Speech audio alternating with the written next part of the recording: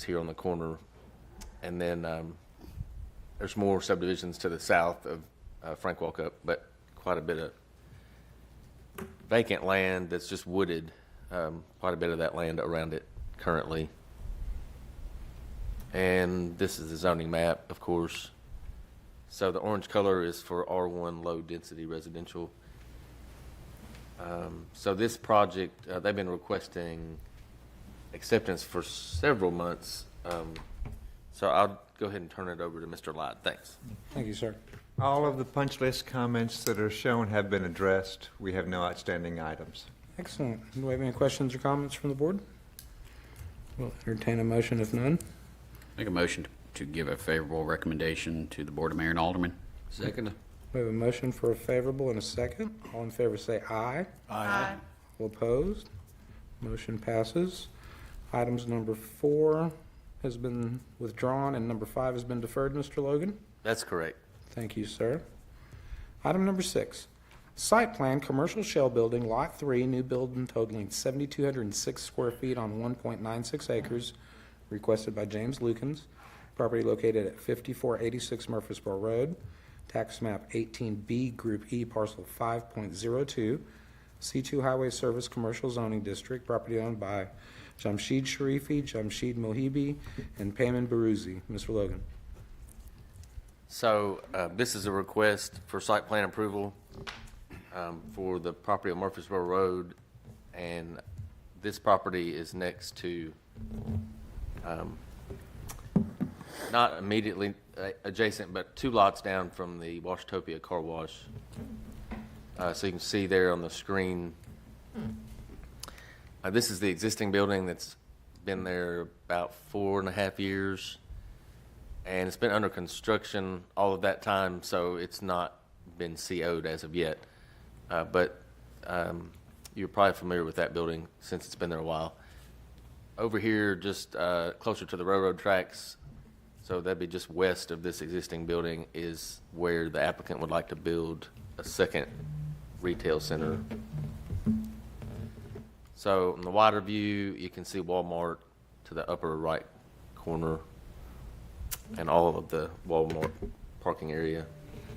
And this property is zoned C2, of course, which is commercial, as is the rest of Murfreesboro Road. So we're looking at these parcels here.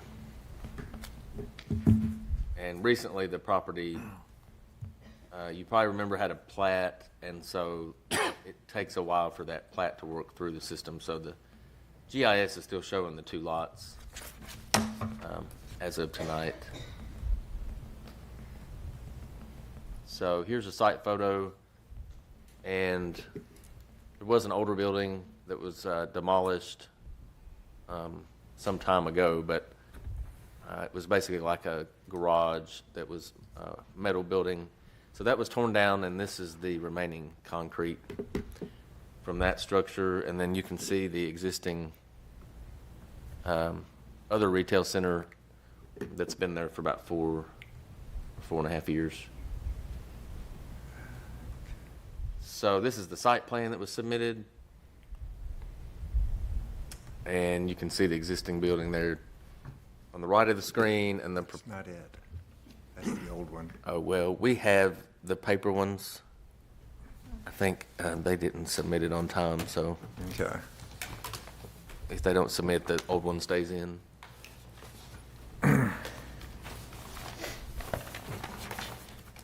They did bring the paper ones late, which is what Jake will pass out to you all. This is for fire trucking. Oh, okay. Well, then they didn't submit at all. No, they did, because I got this one. So here's my copy. You can show everybody. Okay, yeah. 'Cause it's important because the driveway line up.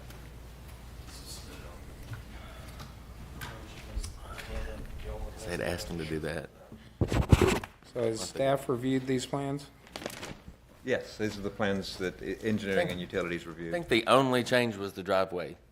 So And they tidied up some stuff. there hasn't been any change except realigning that drive. And if y'all remember, a couple weeks ago,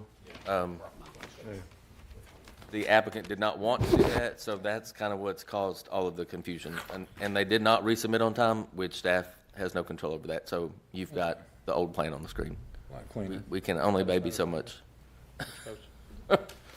So, just to clarify again, Bo, so the plan, the paper plans, the ones they've submitted or not submitted? That's the resubmittal. That's the resubmittal. It's the latest. Okay, and it is the one that engineering and utilities reviewed, and all comments were addressed. Okay. So we're satisfied with this Yes. paper set plans. And it includes the, I'm not seeing it includes lining up with the driveways? Correct. Okay. And then, and, The same drawing that Mr. Lukens passed out to you all the other day. okay. And Ms. Logan, just a quick question, it meets the parking requirements? It does. Yeah, nothing has changed, like I said, except that driveway, which I understand from 2 weeks ago, the applicant didn't want to do that. But I think as you all urged them, they have decided to do that. But that's the only difference on what's on the screen and what is on the paper that you just saw. I think the alignment is much better than what it was, so we appreciate that. Do we have any other questions or comments from the board? Make a motion to accept as Thank you, ma'am. submitted in paper. We have a motion to accept as submitted from the paper copy. Do we have a second? A second. We have a second. All in favor say aye. Aye. All opposed? Motion passes. Thank you, everyone. Item number 7. Recommendation to the Board of Mayor and Aldermen for subdivision acceptance, Portico Place, Section 2, Phase 1, property located off Blair Road, requested by SEC Inc., PDR Planned Density Residential Zoning District. Mr. Logan. So this is another request for subdivision acceptance, and this time it's at Portico Place. So you can see on the screen, this is off of Blair Road, just at the end of Sam Ridley Parkway, where it ends in Smyrna. And, let me get back. So the acceptance is for all of these lots that you see here in the GIS. Just to clarify that. And then this is the zoning map. This is zoned PDR, which is planned density residential. And here are some site photos.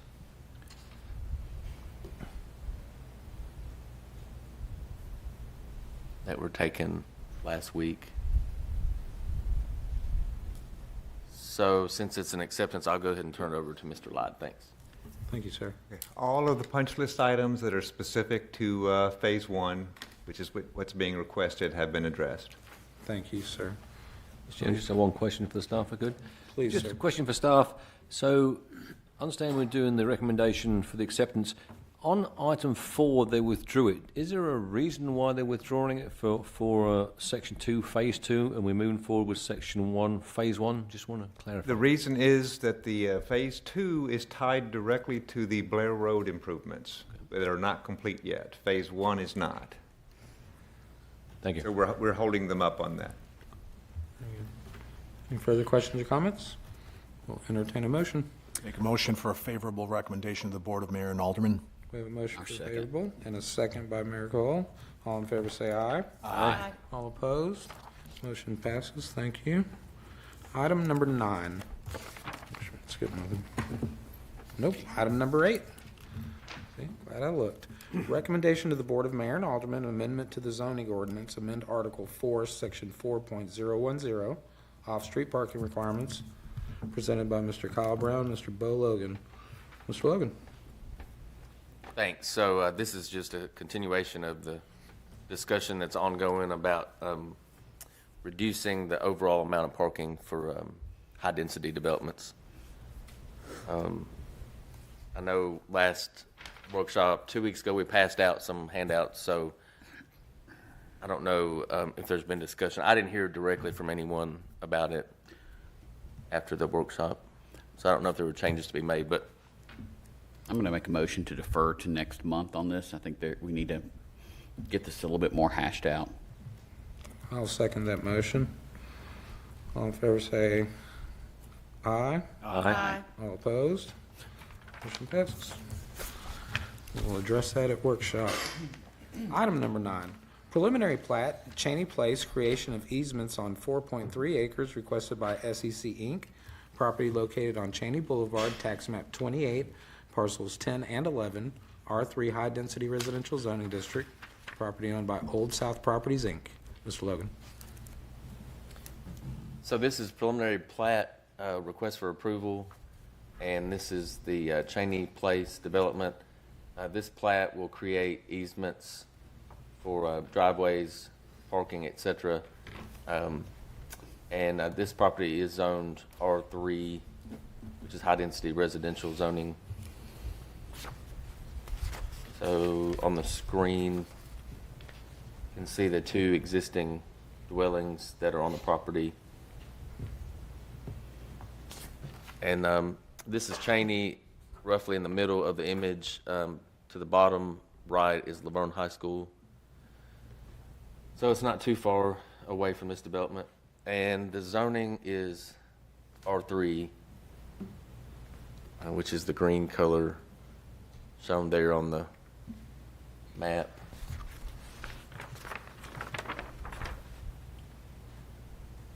So this is the plat that was submitted by the applicant that shows the layout of the easements for the future development. They are proposing 50 townhomes at this site. And I believe all the technical comments were already addressed. So that completes the report. Thanks. Thank you, sir. Do we have any questions or comments? Entertain a motion. So moved. Motion to accept, sir? Yes. A motion to accept. Do we have a second? I'll second it. We have a second. All in favor say aye. Aye. All opposed? Motion passes. Item number 10, site plan, Cheney Place. 5 townhomes on 4.3 acres requested by SEC Inc., property located on Cheney Boulevard. 5? 50. 50. My apologies. Thank you, Mayor. Let's start over. Site plan, my apologies, Old South. Site plan, Cheney Place, 50 townhomes on 4.3 acres requested by SEC Inc., property located on Cheney Boulevard, tax map 28, parcels 10 and 11, R3 High Density Residential Zoning District, property owned by Old South Properties Inc. Mr. Logan. Thank you, Mayor. So this is the request for site plan approval that goes along with the previous item. And you can see, again, here's the property with the 2 existing dwellings. And they'll be demolished with this project. And then this is fronting Cheney, and then behind to the east side is Summit Lane.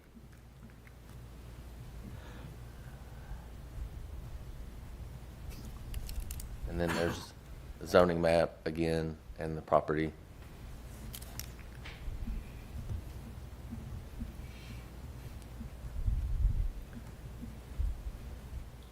So this is the driveway that leads up to the dwelling. You can see there in the photo. And then south of this one is a mobile home. And again, they'll be demolished or moved for this, so construction can take place. So the site plan is there on the screen. And again, it's 50 units total. There are 2 entrances for ingress egress on Cheney.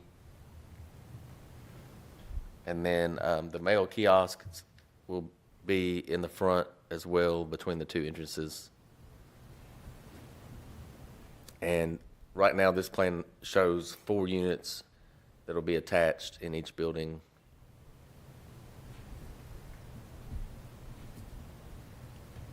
Of course, there is a playground, and the dumpster enclosures are at the south end of the project. And not much has changed in the last month or so with the layout, so no change there. And I believe there's no outstanding technical comments, so that completes the report. Thank you, sir. Do we have any questions or comments on this item? Mayor? Mr. Logan, can you just clarify for me where that, that mailbox kiosk is again? Your pointer went very quickly past that. So it's right there. Okay. Yeah. Other questions? And then, do want to thank the engineer. I know you got me some elevations over on that, so thank you for that. With that, I'll make a motion to accept as submitted. We have a motion to accept. We have a second. Second. We have a second. All in favor say aye. Aye. All opposed? Motion passes. Item number 11, Pride Truck Sales, addition of 49 parking spaces on 13.18 acres, requested by SEC Inc. Property located on Industrial Boulevard, tax map 14, part of parcel 5, I-2 Heavy Industrial Zoning District, property owned by 131 Industrial Boulevard Holding Corporation. Mr. Logan. So this is the Pride Truck Sales project. They are requesting approval of a site plan for a new parking lot. And you can see there on the screen, this property is shaped sort of like a backward C. And it is right behind the pilot station near I-24. This project fronts industrial, but it is right behind the pilot.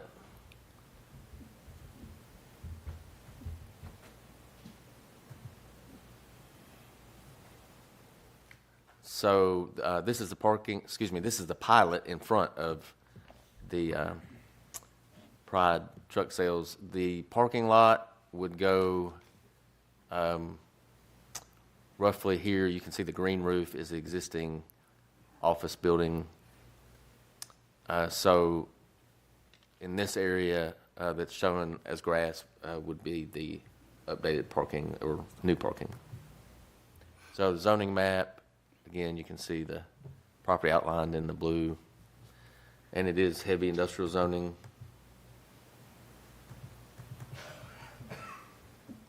So that's the green building here, existing office building, and in this photo you can see the pilot canopy and gas station beyond their property. That's the old ones also. So this is the one we have paper copies for? Yeah. I believe. So this is the applicant that provided paper copies. And this is the site plan shown on the screen.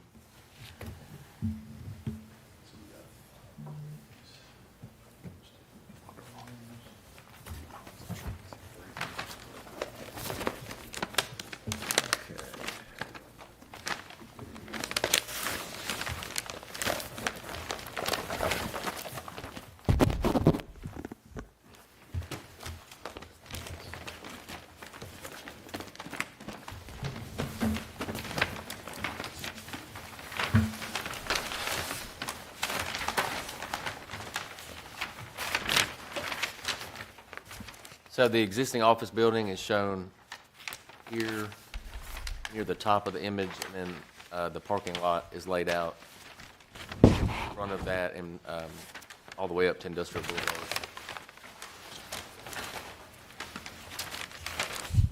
And that completes the report. Thanks. Thank you, sir. All technical items have been taken care of on this, sir? Engineering utilities, yes, sir. Everyone's happy? Thank you. Questions or comments from the board? Mayor? Would you state your name and address for the record, sir? John Miner with SEC 850 Middle Tennessee Boulevard, Murfreesboro. Thank you, sir. So, Mr. Minor, was it worked out how to prevent trucks from pulling into this and parking? I actually just saw 2 days ago one parked right in front of, in the grass, right next to, right in front of the building, parking overnight. So, Yeah, it appeared to have one parked in front when I came here today too. So it was definitely a concern, and that was a good comment on your part at workshop. They've agreed to put wrought iron fence basically around the entire parking area with gates at the access points with fire mechanisms to open for fire safety. okay, and is that on the new plans? 'Cause, Yes. It should be on the set that you got. 1.1, I don't see it. 1.1 is master plan. You won't really be able to see it. On sheet 2.0, so the next sheet, you should see an X dash line.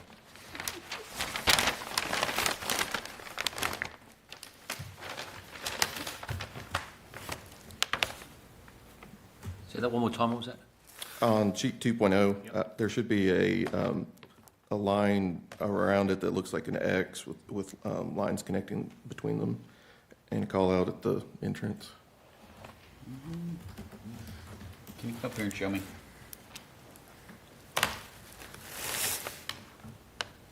No, it's not on that hard copy.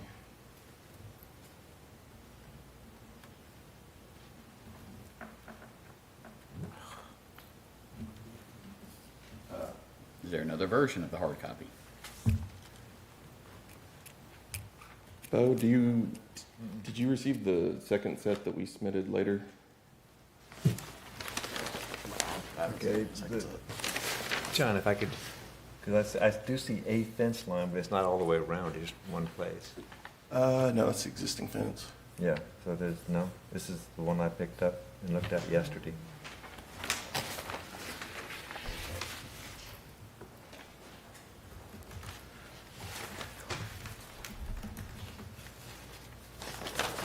The set that we sent PDFs on and hard copy Wednesday, have it. Find anything, Mr. Coates? Yeah. Okay. Good enough.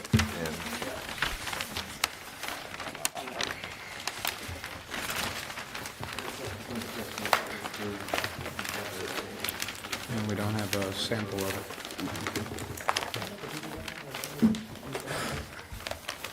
That one still says Industrial Boulevard, it has the old title on it.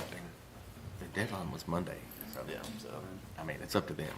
But they don't, I don't set the deadline, they do. It's up to them. I'll explain it after, but it is shown. He sent an email, we were already in leadership training, X line around. so I didn't even get it. He sent it at 7:06 p.m. one night. It's in my inbox. But, yeah, that's what I thought. They were all current. I don't know what he's got. She's gonna have to publish and update it after I put it in there. Mm-hmm. It'd be down here. Is it one of those deals, where- did you take out the old one? Oh, that's existing. It might be right after. Same thing, it's dark. I took the old one. Oh, okay, because again, that's the one that was submitted before workshop. But it routes around, and then we have a call out at the entrance locations. So we didn't get a submitted copy of that, did we? Can you guys want to see this?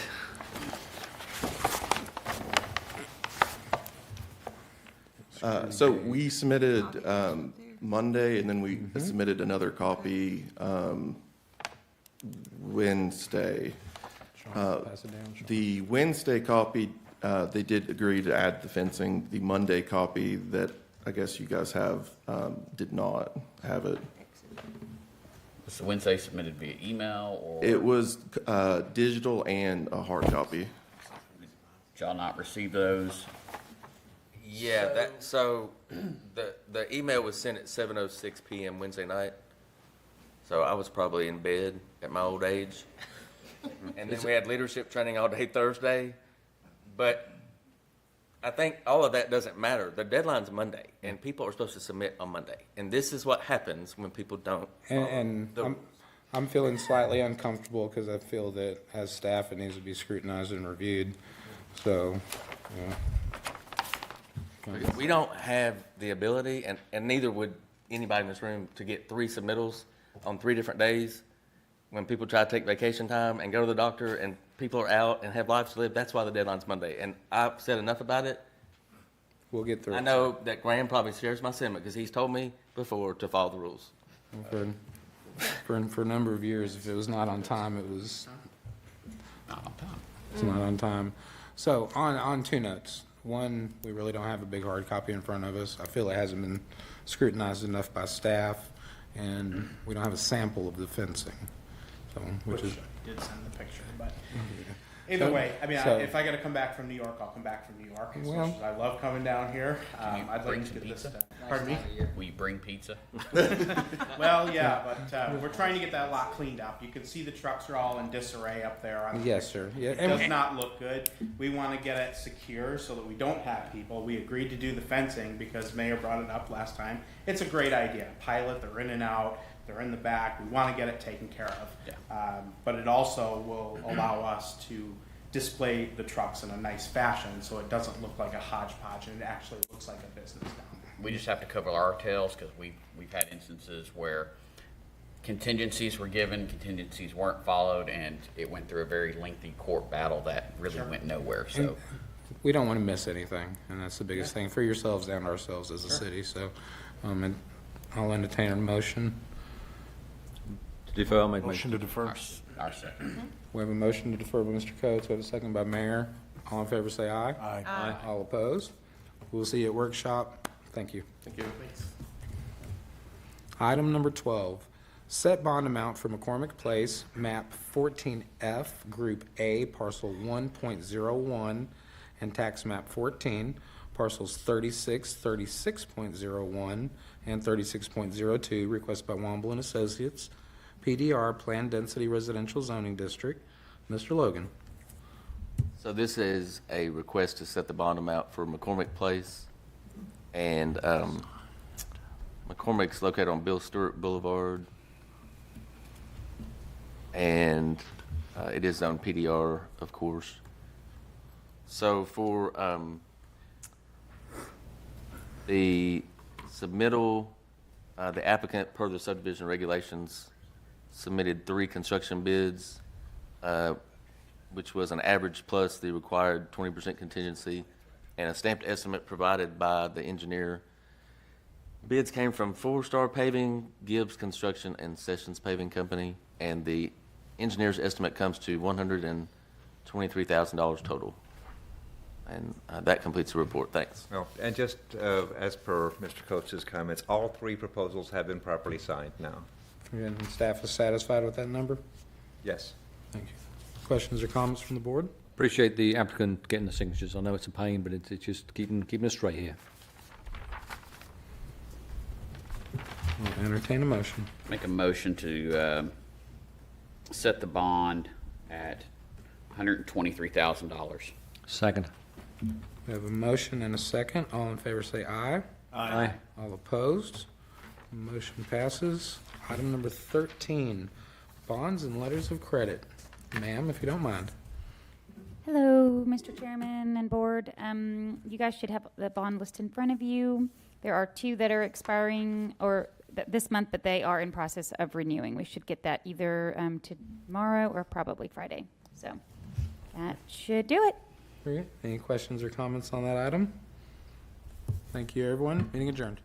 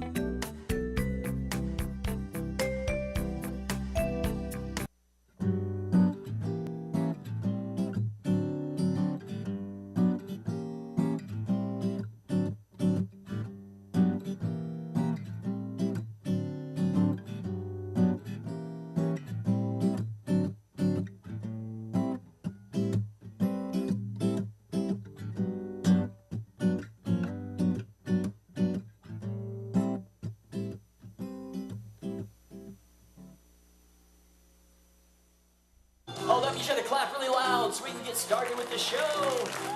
Louder!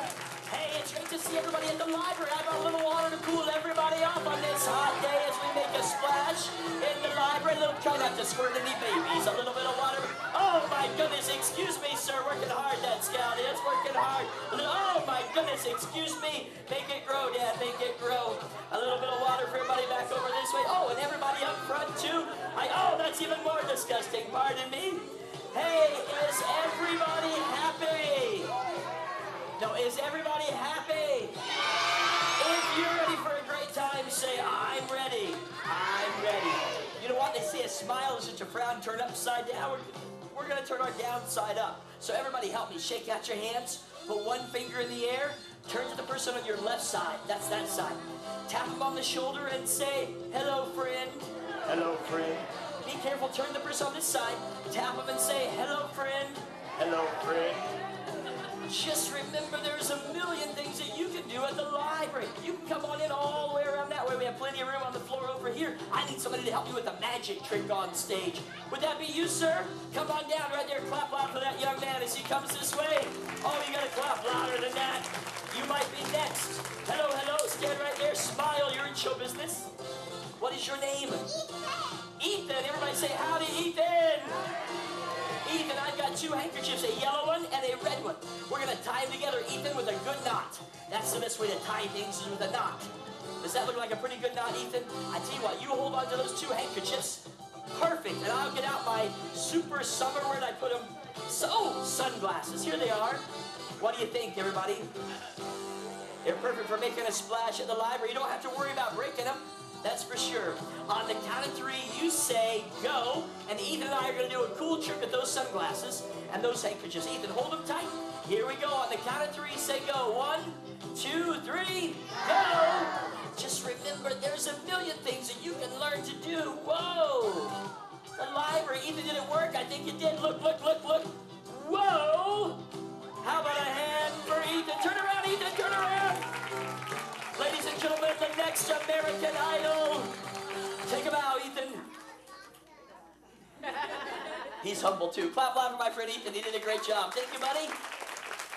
Hey, welcome, Mom and Dad. Welcome, grandmothers and grandfathers, to the show. We're so glad that you're here today. Before we go any further, and before we do anything else, we need to make sure we're all ready to start as a group. So everybody, shake out your hands. This includes the grown-ups back there in the cheap seats. Just shake out your hands. Put your hands right in front of you. Good, good, good. Lower your hands a little higher. Put them right in front of you. I'm sorry. Some of the humor's for the grown-ups. But obviously that's no good either. You keep your hands like that. I'm going to put my hands like this. Now when my hands cross, right in the middle, when you see my two hands pass in front of one another like that, at that precise moment in time, I need you to bring your two hands together like this and make a clapping sound. Let's try it. So my hands cross once, you clap once. My hands cross twice, you clap twice. My hands don't cross, you don't clap. You got it. Cooperation. Big word. Needs to work together. Let's try it. Ready, set. That was okay your first time, but some of you were a little bit early. Lots of you were a little bit late. And some of the grown-ups were going like this. But I'm not pointing any fingers at those ladies over there. Hello, ladies over there. Let's try it. Hands up, get ready, get set. With my hands crossed, your hands clap. Ready, set. Oh, but don't clap unless my hands cross, okay? Remember, wait till my hands cross and you clap. Let's try it. All together. Ready, set. More than once. Follow me. Good. Better. Uh-huh.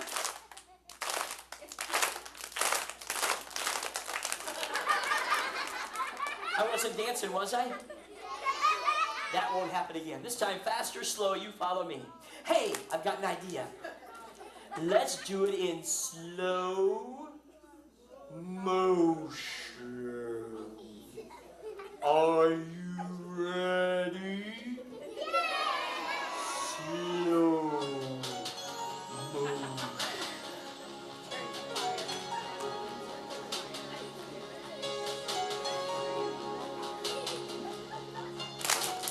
A little faster. Bad, better, good. Notice how it sounds when we work together. I didn't stop yet. Some of the grown-ups didn't start yet. They're just staring at me. You can do it, sir. Thank you, thank you. Faster, thank you. You're beautiful. Thank you so much. Welcome to our show. Be sure that you laugh and clap while you're at the show today. Please do not wait till you go home to laugh and clap. It'll be too late. You'll be sitting at home later this afternoon, eating your afternoon snack.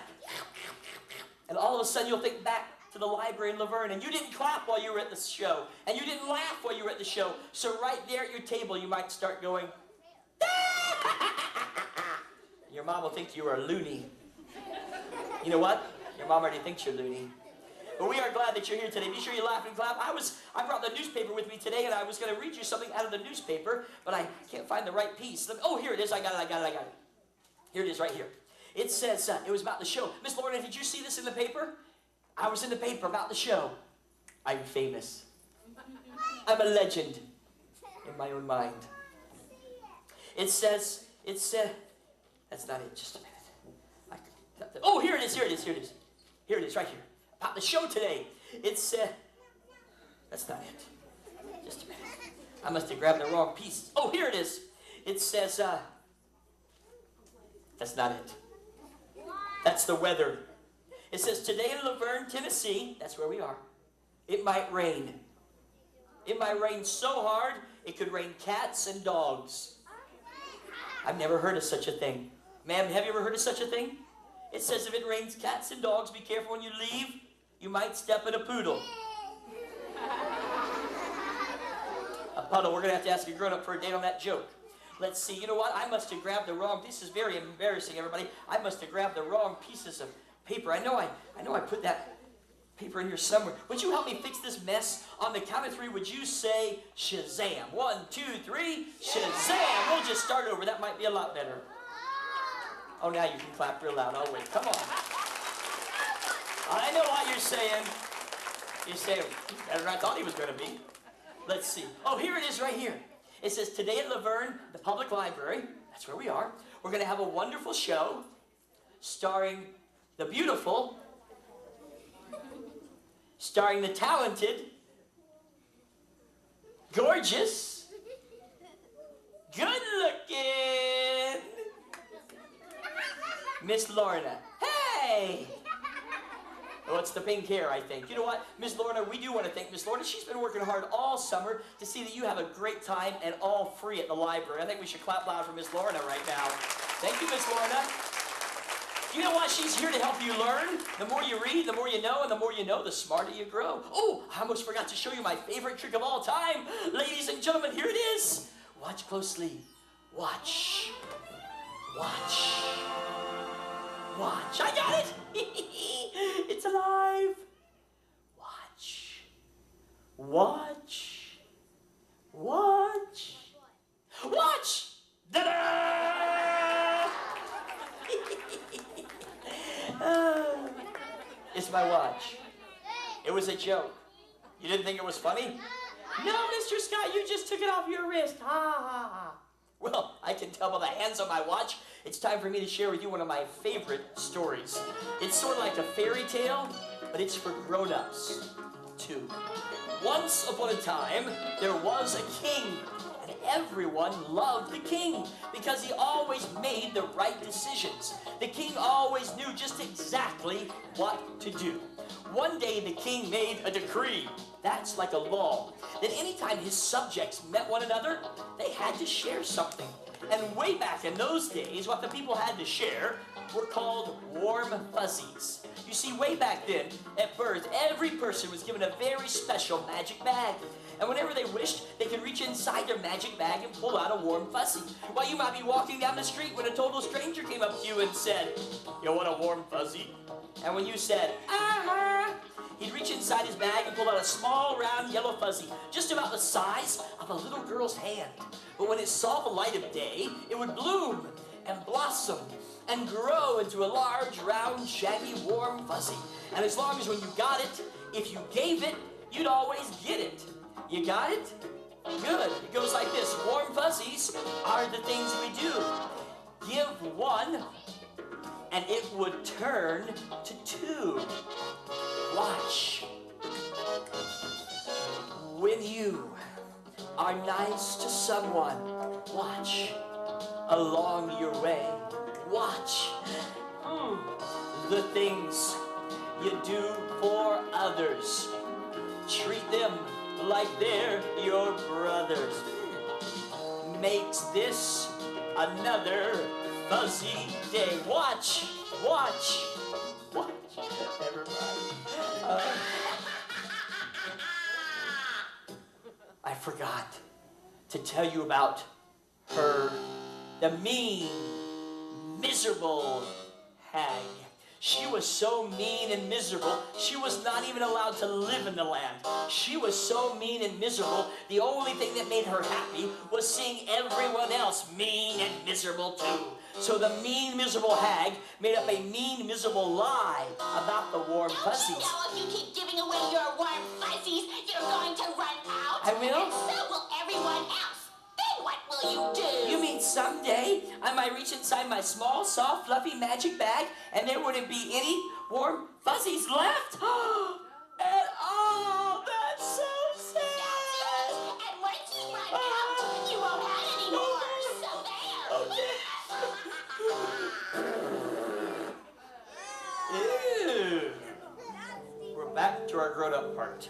People throughout the land became very careful about giving away their warm fuzzies, even though there was a warm fuzzy every time they reached into their bag. They reached into their bags less and less and less. Soon the people throughout the kingdom noticed a lack of warm fuzzies. They thought perhaps that hag's lie was true. Perhaps there was a shortage. But the king said they had to share something. So the hag came back and sold everybody one of these. They looked like fuzzies at first, but they weren't warm. They were cold. And they weren't soft or fuzzy either. They were hard and they were sharp at the corners. They weren't warm fuzzies at all. They were cold pricklies. And nobody liked pricklies because they're cold and they hurt people. Why, everyone made a big deal whenever they gave away a warm fuzzy. Look at me. But they usually gave a cold prickly instead. Well, the wise king knew he better do something before the warm fuzzies disappeared altogether. So the wise king once again came and called his people all together. And he made yet another royal decree. People of the land and citizens of our schools, something wonderful has happened to the warm fuzzies. Now, every time you give one away, it will become two. One to give and one to keep. So if you want to have a lot of warm fuzzies, give away a lot of warm fuzzies. One brave kid tried it, and he found it worked. Whenever he gave his fuzzy to someone else, he still had it. One to give and one to keep. He could give his warm fuzzy away to anyone, anytime, anywhere, and he always had plenty for himself. That's because he did as the king said. And like the king said in my story, just like at your school, at home, just like on my scroll, warm fuzzies are still around today. You can't see them anymore, but you can feel them. When you do the dishes for your mama without being asked, or take out the trash for your dad, or help a friend or a teacher or a neighbor, whenever you give yourself to help someone else, that's giving away a real warm fuzzy. Would you help me with this? Come quickly. And when that fuzzy snuggles up against them and melts into their skin, hello, would you stand right there for me? When it snuggles up against them and melts into their skin, they feel warm and fuzzy all over. You know what? So will you. What is your name? Would you hold this two fuzzies for me and squeeze them tight, comfort? Both hands. Stand right here. Perfect. Everybody say please. And thank you. Open up slowly.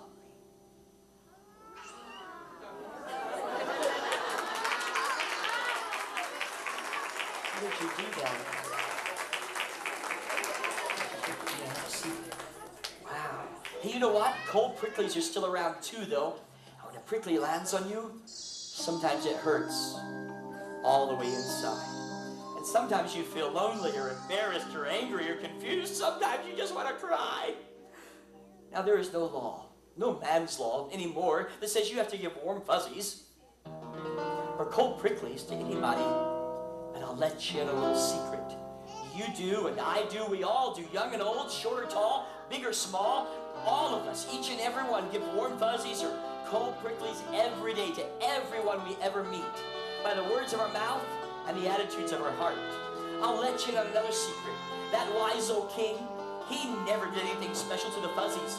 He didn't have to, because he knows that love has a magic all its own, and the more you give, the more you receive. How about a hand for that? Wow! Look at them all. Look. A baby.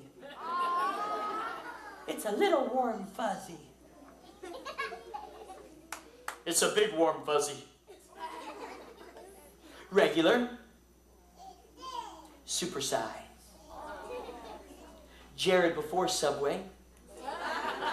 Jared after Subway. It's a pretty rich Jared. Hey, well, you know what? Whenever I share that warm fuzzy story with boys and girls and moms and dads, they always ask me after the show, Mr. Scott, may I please have a warm fuzzy? Now, depending on where you're from, you might ask that question in different ways. I get to travel all over this great country of ours, and you know we have so many different kinds of people in our great country. When I'm in the South, Tennessee, Mississippi, Alabama, Georgia, North Carolina, South Carolina, even in the northern part of the state of Florida, where I live, people in those areas have little accents in their voice. Maybe you heard this. Maybe you have this. It sounds a little bit like this. Excuse me. Excuse me. Mr. Scott. Mr. Scott, I was wondering something. May I please have a warm fuzzy? I love that. Not long ago, I was in a place called New York, the state of New York, and they have a place called Long Island. And there's kids on Long Island. I was there, yeah? Are you from there? I spent a whole week there one night. Yeah. No, I was on Long Island, and the kids, they have accents on Long Island too, don't they? And on Long Island, when they asked me that question, it sounded like this. Hey! Yo! Mr. Scott, can I have a Nerf ball? No matter how you ask the question, though, the answer will be all the same. Whether you're from the south, or the north, or out west, my answer is always the same. No, I can't give these away. I have to use these for my next show later this week in a place called Boca Raton, Florida. Well, you know what? The kids everywhere, moms and dads everywhere, need to remember something, and I do too. And I teach my kids this, that warm fuzzies aren't things you can keep in your hand. You can't keep a warm fuzzy in your pocket, or box, a bucket, or a bag. That's just a story. Real warm fuzzies are respect and goodness kept in your heart. And when you share respect, goodness, and love with those around you, that's giving away a real warm fuzzy. And a real warm fuzzy beats a Nerf ball any day. How about a hand for that? Hey, you know what? Speaking of warm fuzzies and hands, I need somebody to help me with a special magic trick on stage. So put your hand up high and a smile on your face if you'd like to help. Oh my goodness, these are lots of smiles. Look at all these smiles. I see a young lady right down front in the purple. Would you help me, ma'am? Come on down, clap loud for her as she comes this way. Oh, give her a big round of applause. Hello, stand right here. What is your name? Amber. Everybody say howdy, Amber. Nice to meet you, Amber. Thanks for coming today. Thanks for being here. Appreciate you being here. Ooh! I kissed my own hand. That's disgusting. Amber, how old are you? You're 8 years old. What grade will you be in when school starts? 4th grade. You're going to love 4th grade. I spent the best 3 years of my life in 4th grade. It was fantastic. That's not funny, ma'am. I'm still in therapy. Now, Amber, stand right over here for me. Amber going to be in 4th grade. Also, I have a daughter that's going to be in 4th grade, one that's going to be in 6th grade, and a couple more little ones that aren't in school yet. And Amber, where do you go to school? You're going to a new school next year? Wonderful. Well, you know what? I know at school we can make all sorts of great things. In the library this summer, we are making great memories, reading all about the sea, making a splash, and I hope you've been diving into some books. So I brought some tissue paper to make something with. You know what the word origami is? Yeah, that's when you take a piece of paper, you fold it, and you make something. It's the Japanese art of paper folding called origami. And we're going to make something out of this tissue paper. Have you ever gotten a present wrapped in tissue paper like this? For your birthday in a bag, you know what I'm talking about, right? That means they're in a hurry, but they still love you. You know it's true. 2 pieces of tissue paper, one is yellow and green, and one is black. If I have 2 pieces and rip them in half, that makes 4 pieces. Very good. Hold on to that piece, Amber. Hold on to that piece, Amber. Wonderful. Wave your pieces of paper in the air like I'm doing. Very nice. And a loud voice for everyone to hear you, Amber. Say, I am the amazing Amber. Perfect. Try this. I will now perform magic and sleight of hand. And perfect professional polished pro-kids prestidigitation. Never mind, I got carried away, sorry. Put your two pieces of paper together, Amber. Hold them at the top. That's the bottom. I'm messing with you, sweet pea, I'm sorry. I'm just teasing you. Tear them in half right down the middle for me, Amber. Just tear them. As best you can, you tear them when I say go. Ready? Set. Are you sure you're not homeschooled? I tell you what, I'm gonna tear mine. Tear mine again. I homeschool my kids. Tear them again. Actually, my wife does. I'm the principal. Tear them again. Tear it one more time. Hey-ya! You are the Karate Kid. You know what you made? All the moms know. We made a mess. All the dads are going, who's going to clean that up? That sums up marriage right there. Now, we're going to recycle this mess. Amber, hold on to all those pieces. We're going to recycle them. We're going to make something out of them. But first, we're going to need a magic word. Who has a magic word for me? Do you have one? Yes? Have a banana. That's a good one. Do you have one? Just a minute. Have a banana? What did you say? Oh, abracadabra. I thought she said have a banana. No, thank you, sweet pea. I already had a banana for breakfast, lunch, and apparently dinner. That's no ordinary banana, Amber. That's my top secret experimental from 3 Mile Island and NASA banana. It's my iBanana 4.0. It's ringing. I'll answer it. Yellow.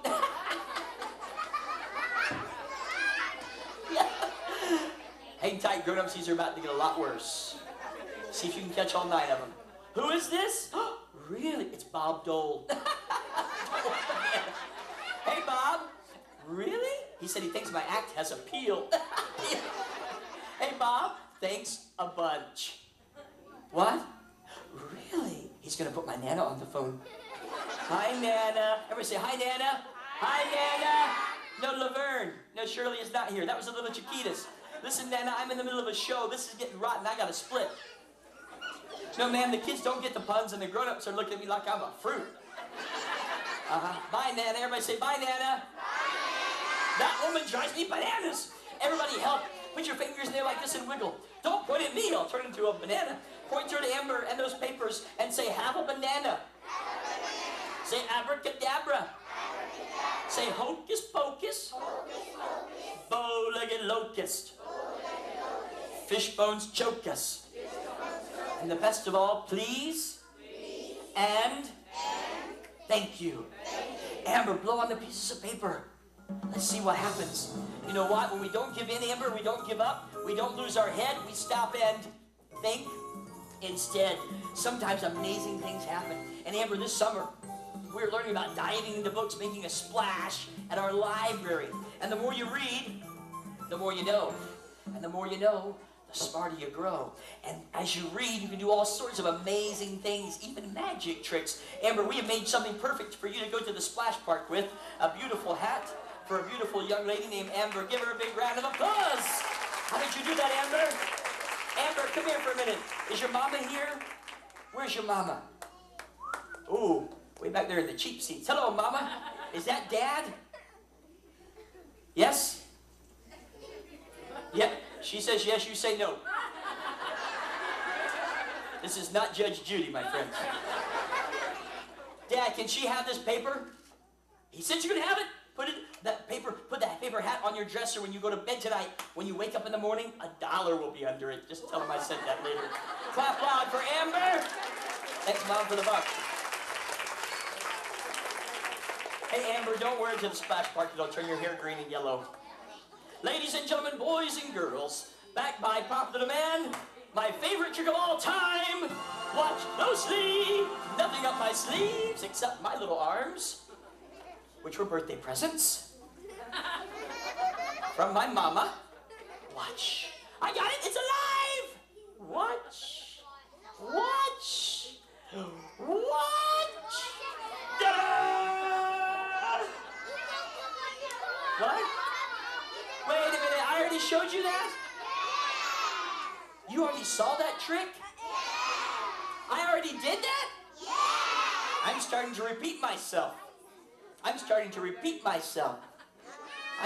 Never mind. You still didn't think it was funny, did you? Well, I can tell by the hands on my watch, it's time to bring somebody out that's been surfing at the library all summer long. His name is Elroy the Raccoon. He's back here behind this stage, and if you clap real loud, I'll bring him out to see us, but you gotta clap. Come on, Elroy. Where are we going? We're going out this way. Come on. Oh, you gotta clap louder than that. Come on, Elroy. Where we go? We're going out this way. Come on, they're clapping for you. They're naughty kids. Yep, they're all here. Ladies and gentlemen, this is my friend Elroy T. Raccoon. The T stands for Tennessee. That's where I'm from. He's from East Tennessee, a little town called Maryville. Straighten up, look your best. He came today to be with us. Elroy, settle down. Straighten up. Hey, chill out. What are you doing, Elroy? I'm chilling. Or what are you doing? I'm playing possum. Elroy, you're not a possum, you're a raccoon and you're a puppet. I'm a what? You're a puppet. You're made out of rubber and fur. I'm not even a ventriloquist, Elroy. I'm just a puppeteer. I talk for you. You talk for me? Yes, I'm a puppeteer. I love Three Musketeers. No, I didn't say I was a Are you light and fluffy in the middle? Elroy, stop. I didn't used to be. I didn't say I'm a Three Musketeer. I said I'm a puppeteer. I talk for you. You talk for me? Yes, I am your mouthpiece. You're my mouthpiece? Yes. You're my big mouth, Elroy. Straighten up. I wanted you to come today to LaVergne. We're back at the library. Stop.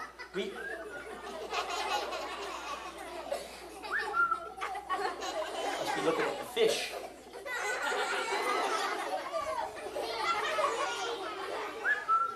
Ricola. Elroy, turn around. What are you doing, Elroy? What are you doing? Don't do it. Elroy, stop staring. Elroy, hey, baby, what's happening? Elroy! Excuse me, young lady, I apologize for that, Elroy. Elroy, my little chiquita. Elroy. My little babushka. Elroy. Will you be my Valentine? Elroy. Valentine's Day is over. Now straighten up. I wanted you to come today. You been in the Elroy, Mr. Scott, we're at the library. What? Excuse me, sir, we're at the library. We're lying about berries? No. Library. We're gonna go lie down in the berries? No, Elroy. Library, it's where you read. Oh, I love to read. Yes, and you've been at the library reading? I have been reading. What kind of books have you been reading? Joke books. You've been reading joke books. Yes, I have. That's wonderful. Tell us a joke from one of the joke books. Do you remember one? I remember several. Okay, go ahead. Knock, knock. Who's there? May I who? May I kiss you? Elroy! There is no kissing during the... Oh, that just got me! I've been kissed by a raccoon! I've been kissed by a people. Elroy. Listen, Elroy, maybe you have another joke you could tell us. I have another joke to tell us. Okay, go ahead. Knock, knock. Who's there? Cargo. Cargo who? Cargo beep beep. Meow. That's the joke. Uh-huh. Cargo beep beep. Meow. Yeah. Cars are not going to beep beep. Meow in LaVergne. They don't? No. What do? They go beep beep. Beep beep. Beep beep. How do you know? The police told me on the way to the show. Straighten up. Listen. Elroy. Mr. Scott, yes, maybe you have another joke for us. Knock, knock. Who's there? Olive. Olive who? I love you, baby. Elroy! You know what, Elroy? When was the last time you were in the library? Today. Yes, but yesterday at the library, remember? Yeah, we were at the library yesterday. And what happened to you while you were in the library? You were running. I was running. And you shouldn't have been running. No, I shouldn't have been running. What happened because you were running? I slipped and fell. You slipped and fell. Why did you slip and fall? Because you were running? No. Why did you slip and fall? Because I was in the non-friction section. That's a librarian joke. Straighten up. Listen. I'm a puppet. Yes, you're a puppet. I'm not real. I can tell you're not real. You got your surfing shirt on, though. You got that at the beach? No, I did not get this at the beach. This is Build-A-Bear brand. Elroy. Maybe you could tell us another joke. I have another joke. Go ahead. Knock, knock. Who's there? Let us who? Let us get married. Elroy. I'm a puppet. Yes, you're a puppet. I'm not real. No, you're not real. As a matter of fact, you're made out of rubber and fur. Because you're made out of rubber and fur, I can take your arm like this.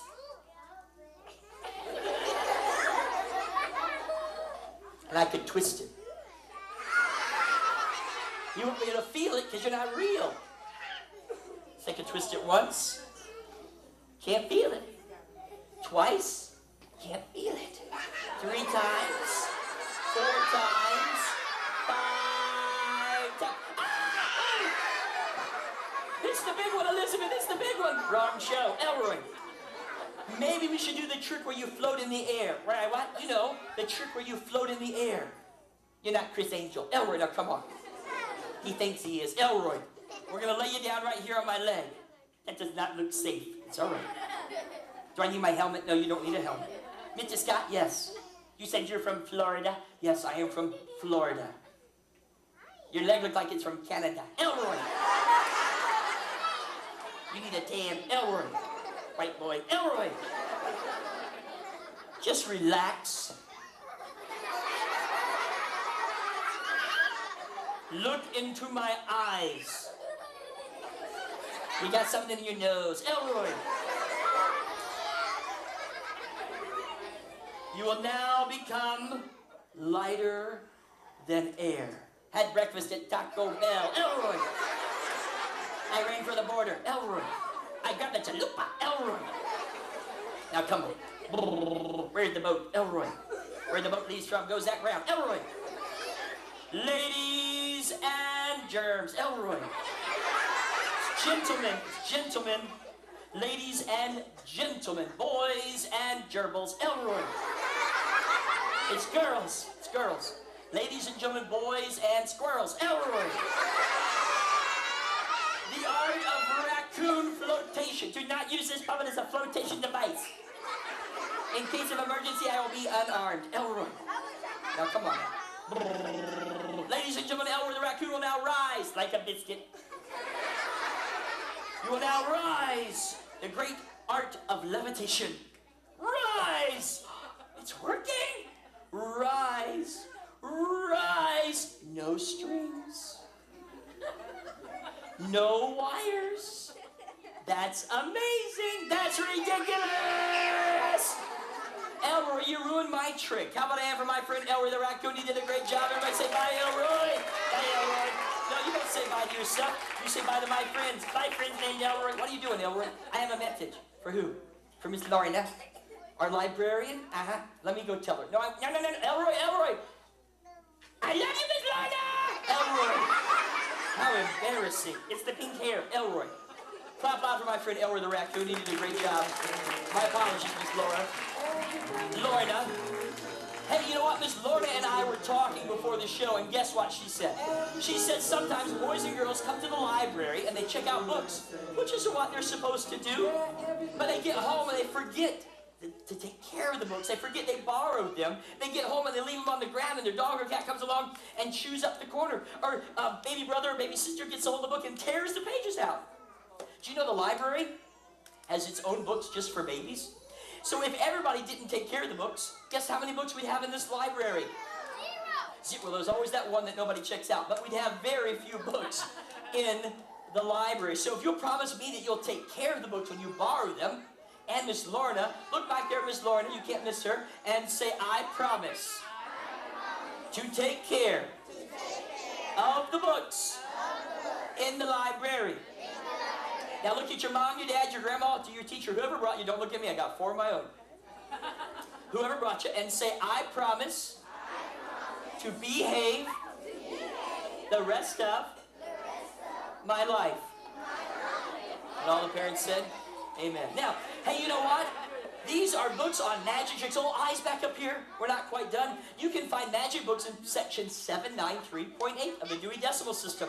Mom and Dad, you do know when we talk about magic, we're talking about tricks. Magicians do magic tricks. and we'll leave the miracle stuff to God. But I thought, since we had such a great time today, we made a splash and did some fun magic, that I thought maybe I would show everybody my grand finale trick. Would you like to see it? Take a big deep breath. Hold it in. Let it out slowly.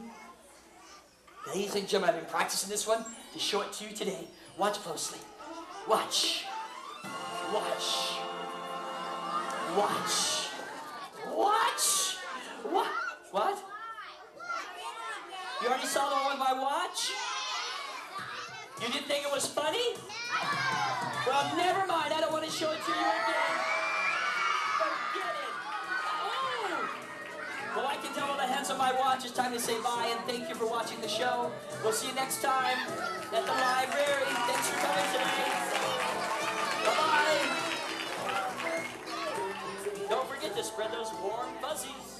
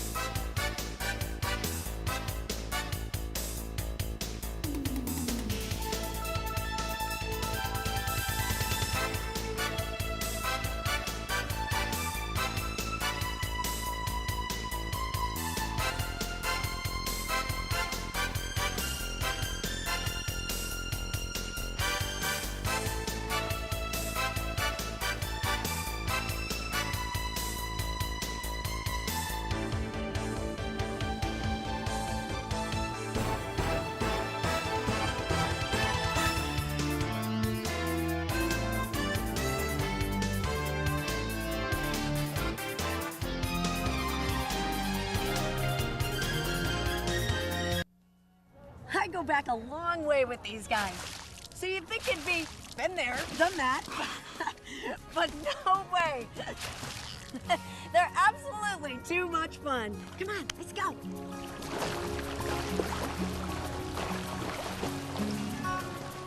Is a porpoise a dolphin? Is a dolphin a whale? And is a whale a fish or a mammal? Ever imagine what it's like to see a killer whale from your kayak off the coast of Alaska? Or have you ever actually watched a killer whale give birth? Well, get ready to experience it all, because it's coming right up on the Whale and Dolphin Story.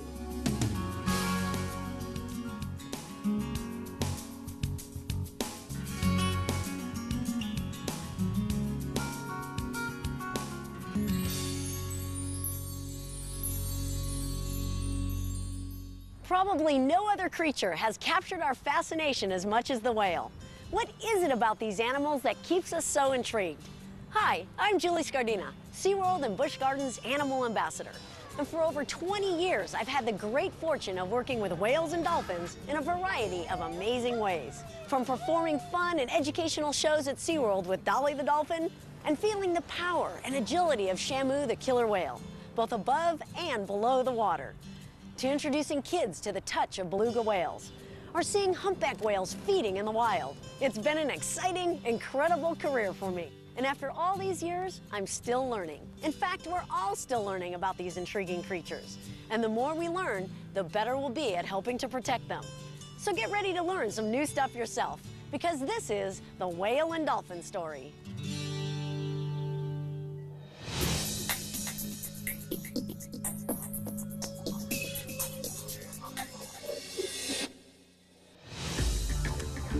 Many scientists believe that early whales arose 55 to 60 million years ago. Some species of whale hold the record for being among the largest animals on the planet, and they are found in virtually every ocean of the world. There are 80 or so species of whales and dolphins that belong to the mammalian order Cetacea. This order is further divided into two suborders, toothed whales and baleen whales. And there are several differences between toothed whales and baleen whales. All toothed whales have teeth, of course, which are mainly used to grasp prey when they feed. The number of teeth ranges from as few as 2 to as many as 200. Toothed whales are generally smaller than most baleen whales, ranging in size from about 4 feet to over 60 feet. And they tend to be social in nature, and they have a single blowhole. Baleen whales, on the other hand, have 2 blowholes and are generally more solitary animals by nature. And instead of teeth, like those, they have bristly plates of baleen, like these. These plates hang down along each side of their upper jaw and resemble a mustache when the whale's mouth is open. Baleen is used as a strainer to filter large quantities of food such as krill, plankton, and small schooling fishes. Baleen whales range in size from an average of 20 to 85 feet. For the most part, whales have very developed senses, with excellent sight, acute hearing, and a well-developed sense of touch. However, there's little evidence that whales have any sense of smell. Toothed whales have an amazing capability beyond the typical senses. They have the ability to echolocate. They can actually send out high-frequency clicks and are able to receive and interpret the echoes.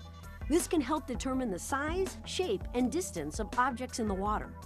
Dr. Sam Ridgway, senior scientist of the Navy Marine Mammal Program and an adjunct professor at the UCSD School of Medicine, has studied dolphins and echolocation extensively.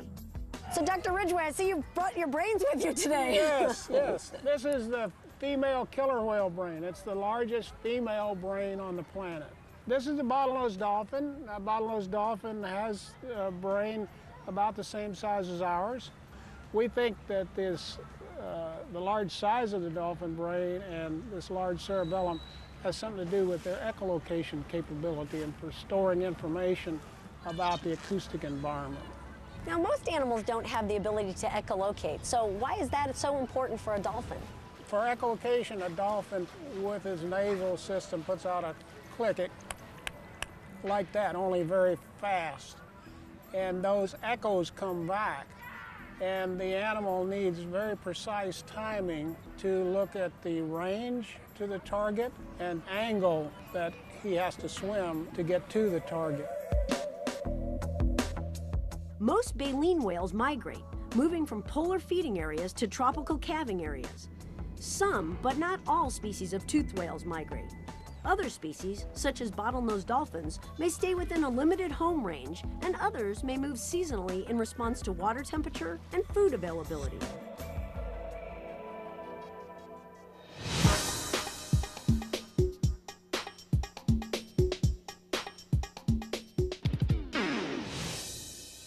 One whale behavior which continues to baffle people, even scientists, is stranding. In general, a whale strands if it has a serious illness or injury, or if it's too weak to hunt or swim. And some scientists have theorized that healthy whales may strand when they get off course, if their ability to follow geomagnetic contours of the Earth fails, or in toothed whales, if their echolocation ability becomes impaired. SeaWorld and other organizations participate in whale, dolphin, and other marine animal rescues. And even when these rescues aren't successful, scientists still can gather valuable information.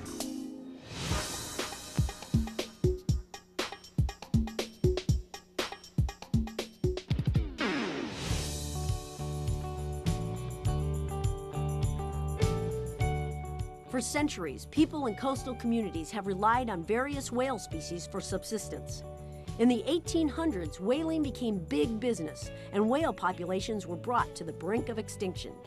Today, whaling is monitored, and hunting still occurs. But other factors besides hunting are impacting whale populations as well, like overfishing by humans, pollution, and human water activities. Our fascination with whales just keeps growing, and so does our knowledge. Early on, SeaWorld brought the whale and dolphin experience to a general public who knew very little about these incredible mammals. Today, people want to get closer than ever before, and that carries with it a huge responsibility.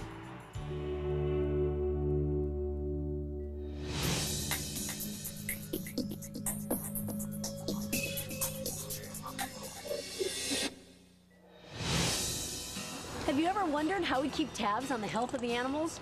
Well, daily observation and a close trainer-animal relationship is key.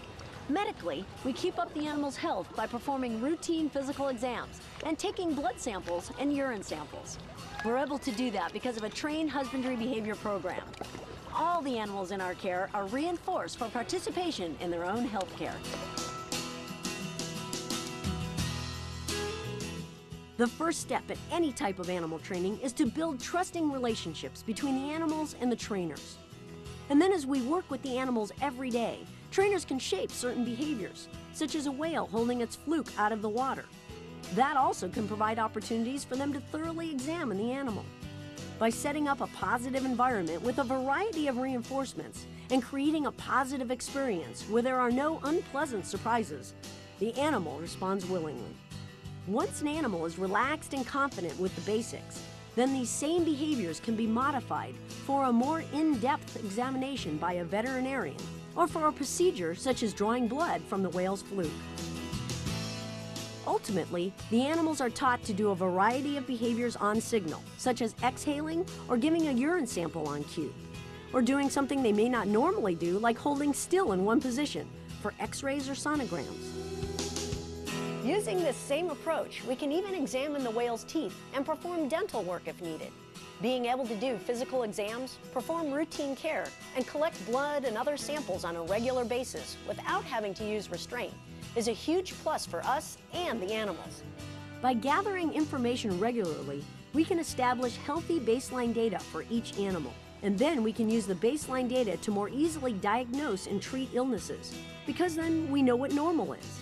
We can share this information with other professionals involved in caring for the same species. And we can also use this information to understand more about similar species that we might not have such good access to. One area of research that has really benefited by our increased knowledge of animal health parameters is reproductive physiology. And SeaWorld's whale and dolphin breeding programs are some of the zoological world's most successful. Throughout SeaWorld's history, we've built successful breeding programs with a number of species, such as bottlenose dolphins, commersons, and white-sided dolphins, as well as pseudorcas, belugas, and of course, killer whales. In fact, we've had 19 killer whale calves born and thrive at the park so far. Of course, every birth is exciting, and we've also learned a huge amount about killer whale reproduction and calf growth that we wouldn't have been able to learn from studying killer whales in the wild. For example, we've learned that female killer whales can become sexually mature as young as 6 or 7 years old, that the length of gestation or pregnancy in killer whales is about 17 months, and that calves grow very rapidly from their birth weight of 350 pounds, plus a lot of other important scientific information. Good research usually takes time, and the key is perseverance.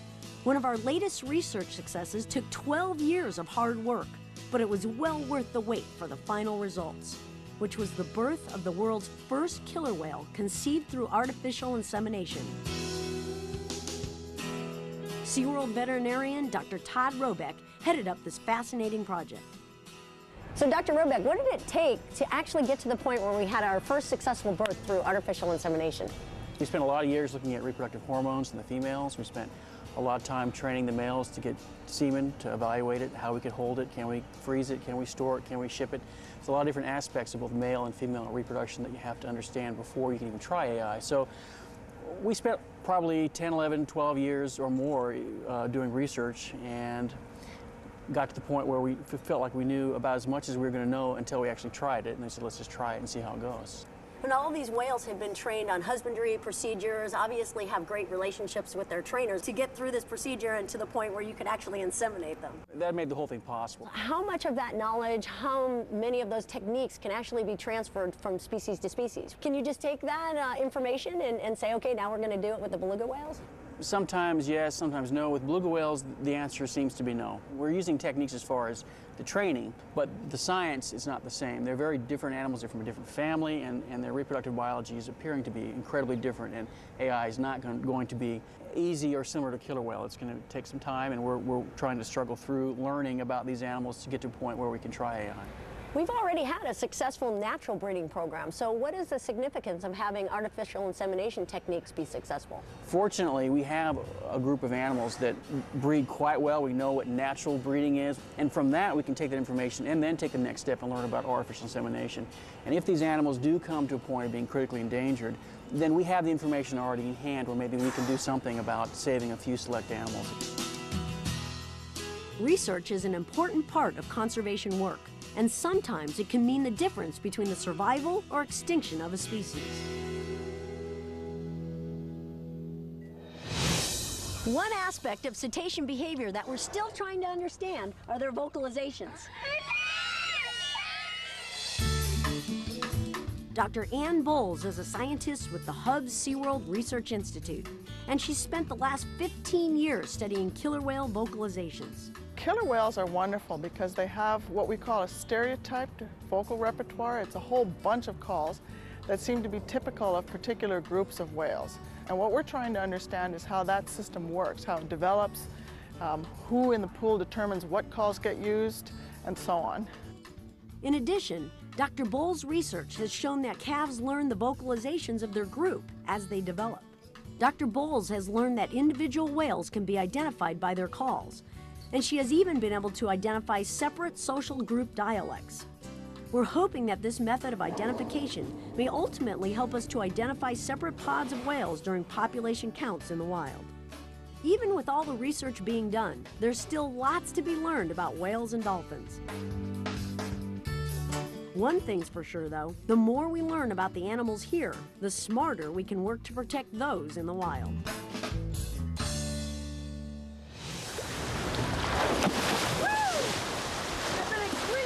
In my professional life, to be able to work with the ocean's top predator, the killer whale, has been truly amazing. Add to that the experiences I've had in the field, and it's a career I could have only dreamed of. One trip that ranks at the top of my list was Alaska, when a few other SeaWorld trainers and myself got to experience whales from a different perspective. Isn't that right? Yeah! It's incredible to work with killer whales at SeaWorld. their intelligence, their power, it's awesome. So when our corporate vice president of animal training, Thad Lasinik, and I traveled to Glacier Bay, Alaska, it was absolutely inspiring. So Thad, you remember the Alaska trip? That was absolutely. amazing, wasn't it? Oh, it was just phenomenal. I'll never forget that trip as long as I live. I mean, it was just so neat to be out there in the wild with them and seeing everything from that perspective, even though you get fleeting glimpses of it. It's like here, everything is, you know, we pamper these whales so much, Oh, and yet out there you can see that they're, you know, they're working hard to survive. I think that is the big difference. I mean, they've got a lot of obstacles out there. Look at the care these animals get, and then you look at what those animals go through just to find their food every day. We saw the tactics, the stealth that those guys had. And they were going along like Yeah, nobody's business. yeah. It didn't look like they were hunting, but they took the opportunity right then. I think that's one of the things that stands out. You know, it just reaffirmed in my mind what we do. Because here, you get to see all the killer whales. You get to see them underwater, you get to see them above the water. There, it's a fleeting glimpse. Although it was very cool, you have to be lucky enough to come upon it. That was so incredible where you ended up when you were taking the kayak out. Oh my gosh, I can't tell you how exhilarating that was. It was a little scary though, too. You know, I'm sitting there in the kayak and all of a sudden I've got like 20 killer whales around me. They were going underneath me. The water's so clear up there, you know, I'd look down and I'd see them right there next to me looking at me. Big eye go by. And then I was a little worried. Yeah, I was a little worried. But it was just absolutely incredible to see how these animals react in the wild and how they take care of their young, which mirrors exactly what we're seeing here at SeaWorld. So it's just awesome. That was a fantastic experience. You know the other thing I remember from that trip the most? When the humpbacks were feeding. Oh, that was awesome. That was scary too. You really don't realize how large the mouth is on those animals until you're close enough to really experience the fact that the bubble ring is pretty large in itself. Yeah. And then the mouth almost, you know, it encompasses the entire thing. Well, how much food are they taking in? Exactly. That's what I was getting, and how the ocean has to support that. Yeah. You know, an animal like that and what they eat. I mean, one scoop of his mouth, he was taking in hundreds and hundreds of pounds, if not thousands of pounds of fish. And the whole tie-in with seeing that out in the wild and then knowing that because of technology, man has been able to surpass anything that any animal has been able to do out in the wild, in the oceans, and that we've actually overfished some of these stocks, and that affects those populations, doesn't it? Oh, it's already affected them, and there's all kinds of studies going on right now.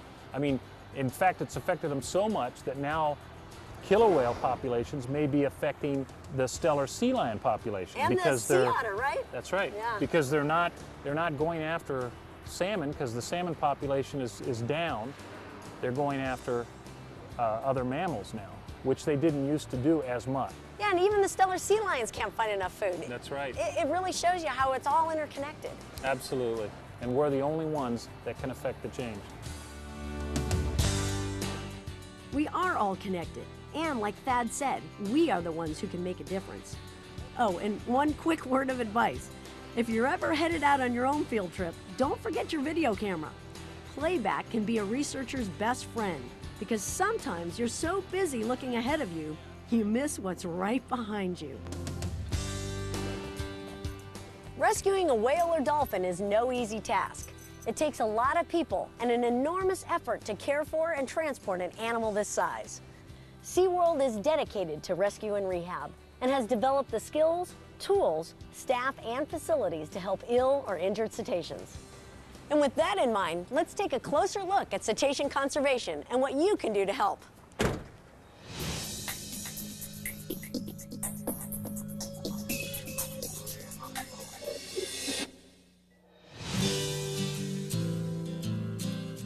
Since 1965, SeaWorld has been involved in over 350 stranded cetacean rescues. Each one is unique in their causes, in their rescue needs, and their rehabilitation requirements. There are many reasons an animal may need help.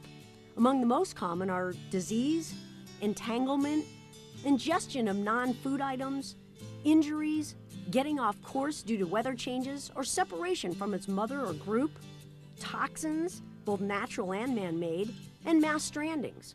Whenever possible, the rescued animals are returned to the sea, often with tracking equipment attached, which can provide a lot of valuable information. A common dolphin was rescued after stranding on a small stretch of coastline in Southern California. Buster, as he came to be known, was very ill and required extensive rehabilitation. When Buster was first brought to SeaWorld, he wasn't even able to swim. Animal caretakers and SeaWorld veterinarians worked around the clock, providing Buster with nourishment and care. Over the next several months, Buster grew stronger and more healthy. But even now that he's better, the chances of him surviving on his own are low. So Buster has a permanent home at SeaWorld, and today he plays an important role as a dolphin ambassador, helping to spread a meaningful conservation message to all who come in contact with him through the Dolphin Interaction Program.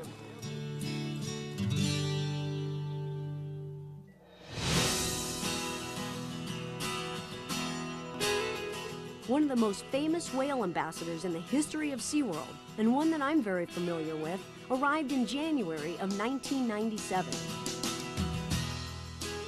Severely dehydrated and nearly comatose, JJ the gray whale was only a few days old when she stranded near Marina del Rey, California.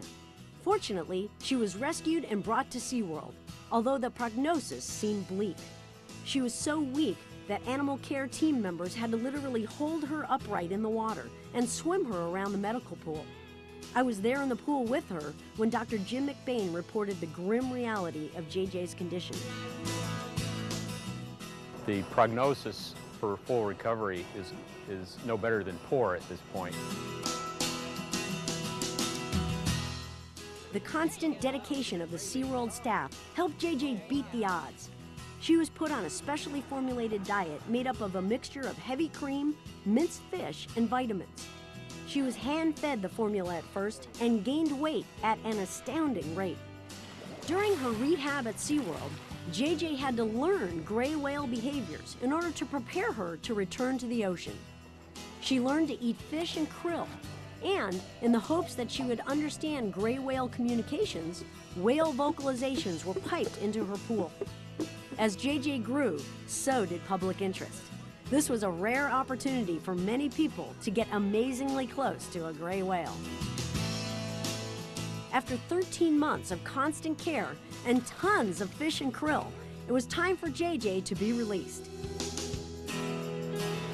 She had grown from 1,500 pounds to 17,000 pounds in just over a year, so preparing for her return to the open ocean was no small feat. Lifts, trucks, equipment, tracking gear, and an entire strategy had to be designed in order to successfully transport JJ back to the sea.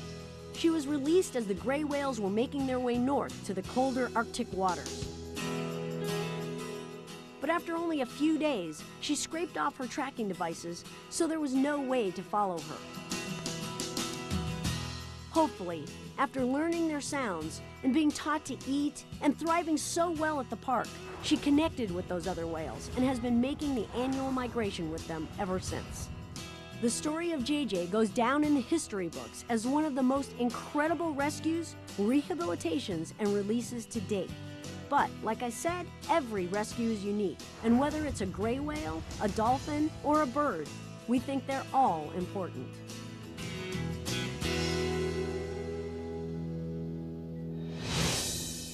Being able to touch a dolphin is pretty incredible, and interaction programs at SeaWorld and Discovery Cove provide this awesome opportunity, guided by the trainers to keep it safe and fun.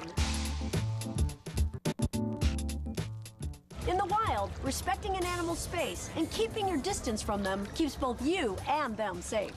So with that in mind, let's take a closer look at cetacean conservation and what you can do to help. Hi, guys.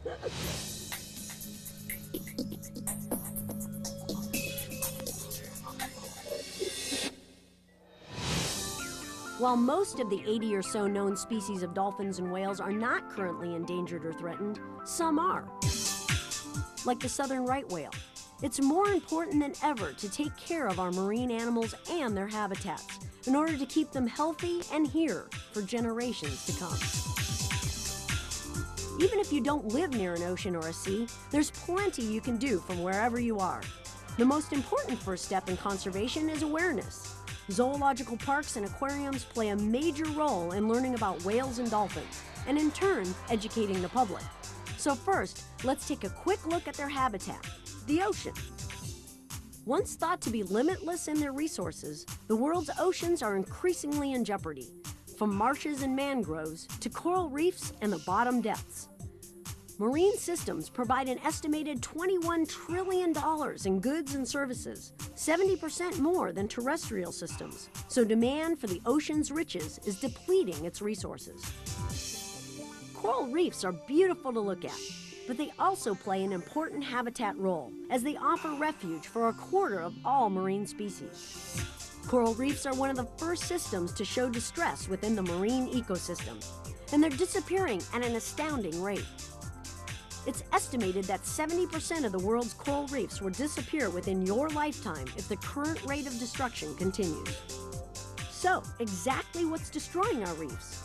Overfishing and destructive fishing techniques, unregulated tourism, rising ocean temperatures, coastal development, pollution, and disease. Many concerned individuals and organizations are working hard to safeguard our oceans and reefs. And they suggest lots of ways that you can help preserve the ocean and its reefs too. Use the look but don't touch approach when scuba diving or snorkeling. Be careful not to anchor your boat on coral. Avoid collecting shells or disturbing other marine creatures. Take all your trash back to shore for disposal. And at home, use caution with pesticides and fertilizers. And volunteer for beach cleanups if you live near the ocean. In general, be aware that whatever we do on land impacts the sea. Here's something you may not have thought much about. The fish you eat may already be endangered. Marine biologist Mark Drawbridge knows that the fish we eat and the way we catch them can really make a difference. What's going on out there is that over the last 20 to 30 years or so, the technology's gotten extremely efficient as far as the fishing gear, boats, vessels, GPS navigation, those types of things that have just made it so much easier to catch large quantities of fish. You know that even when it's just individual fisheries that are affected, it actually, of course, is going to affect the entire ecosystem. What are some of the things that we see that are the result of fisheries collapsing? There's a lot of effort being put into finding ways to catch, to the extent that you can, exactly what you're targeting and not get these other miscellaneous species. Our approach here is kind of two-pronged. What we're looking at doing is raising fish in a hatchery environment and then releasing them back out in the wild to be caught by either recreational or commercial fishermen or just to be enjoyed by scuba divers. So that's one approach. And then the other approach that we're looking at is more of a direct approach. You can see in the background here fish pens where we could raise the fish to an edible size and market those directly. Ah, okay. So you're raising these basically to go straight to market then? If we can produce some of these high value and important species directly for the consumer, it will take pressure off the wild fisheries. So what are some of the things that you and I and the general public can do to really help the situation just from home? It's really up to the consumer to go out there and talk to the right people and get as much information as they can so that they can make an intelligent decision. When dining, there are better seafood selections, but this may change seasonally, regionally, or from year to year. Being on seafood alert is one way you can make informed choices. Every day, we learn more about whales and dolphins and how to protect these species. Through continued research, data collection, successful breeding programs, rescue and rehabilitation efforts, interactive and educational programs that increase awareness, and conservation at all levels, each one of us can do our part to preserve cetaceans, their habitats, and our planet. I'm Julie Scardina. Thanks for caring about the whale and dolphin story.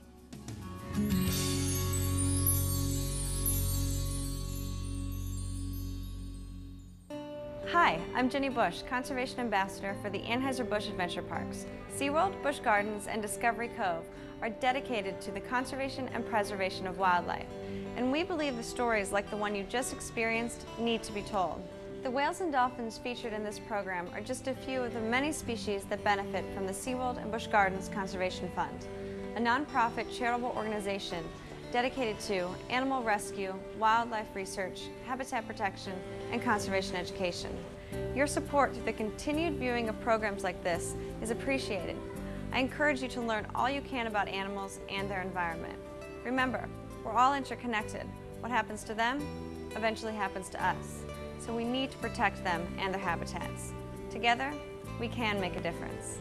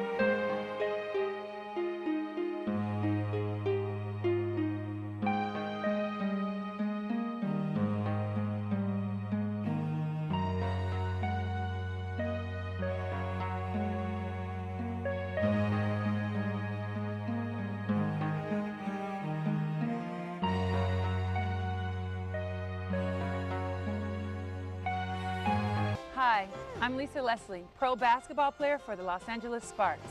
Though I'm very talented athletically, I'm even more talented academically. I'm here because, like you, I believe in the value of education, its capabilities to enlighten and enrich, and if we believe strong enough to transform our lives. While playing pro basketball, I earned my graduate degree in business administration. Please don't sell yourself short by not performing well in school. The key to life is getting a good education, and it starts when you're young. On this episode of NASA Connect, you'll learn all about building better muscles and bones. And just like education, the key to building better muscles and bones also starts when you are young. So stay tuned as host Jennifer Pulley takes you on another exciting episode of NASA Connect. Good stress, building better muscles and bones.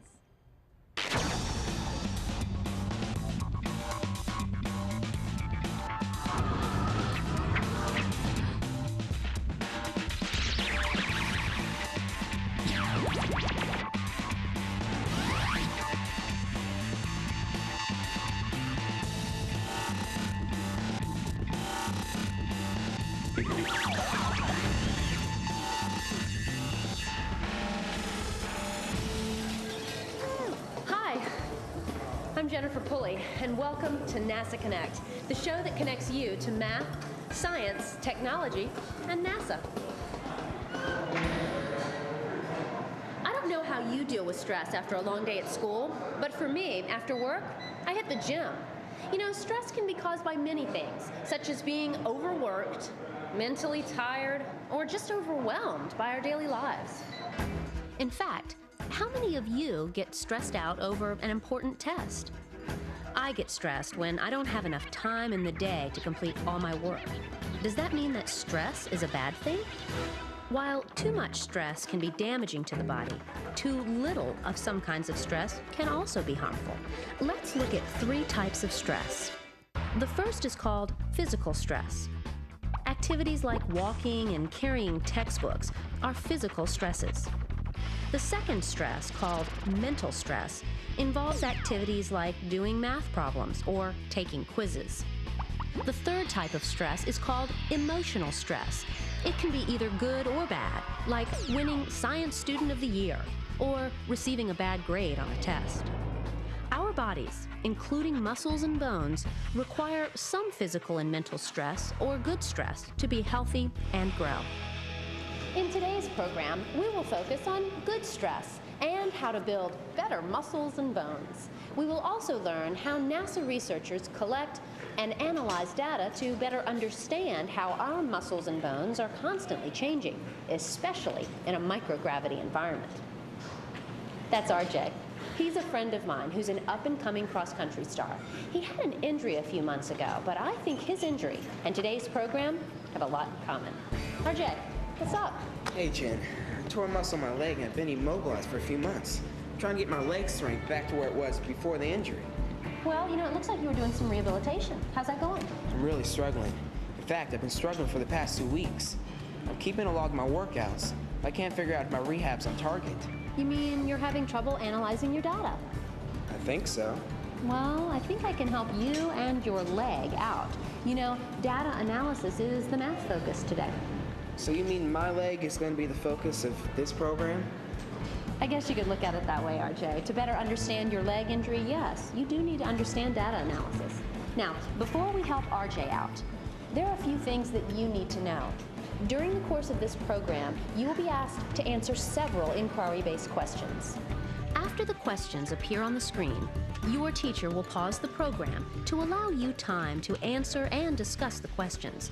This is your time to explore and become critical thinkers. Students working in groups, take a few minutes to answer the following questions. Number 1, what is data? List some examples of data. Number 2, where do data come from? Number 3, why do data need to be interpreted? Compare your answers to all 3 questions with other groups in your class. It is now time to pause the program. So, did you come up with some good answers? Good job. Data are the facts, figures, and other evidence gathered through observations. You might collect data on the number of boys and girls in your math class, the types of animals in a local zoo, or the average monthly temperatures where you live. Besides collecting your own data, you might be able to find data already collected in journals, newspapers, almanacs, or even the internet. Once you collect the data you need, then you must interpret or analyze that data. At NASA, researchers are constantly on the lookout for patterns that can help them understand how things work. By analyzing data, they can describe relationships between and among numbers and the scientific principles they are investigating. Before you analyze the data, it's very helpful to arrange the results in an organized way, such as a chart. Graphing your results will help you visualize your findings.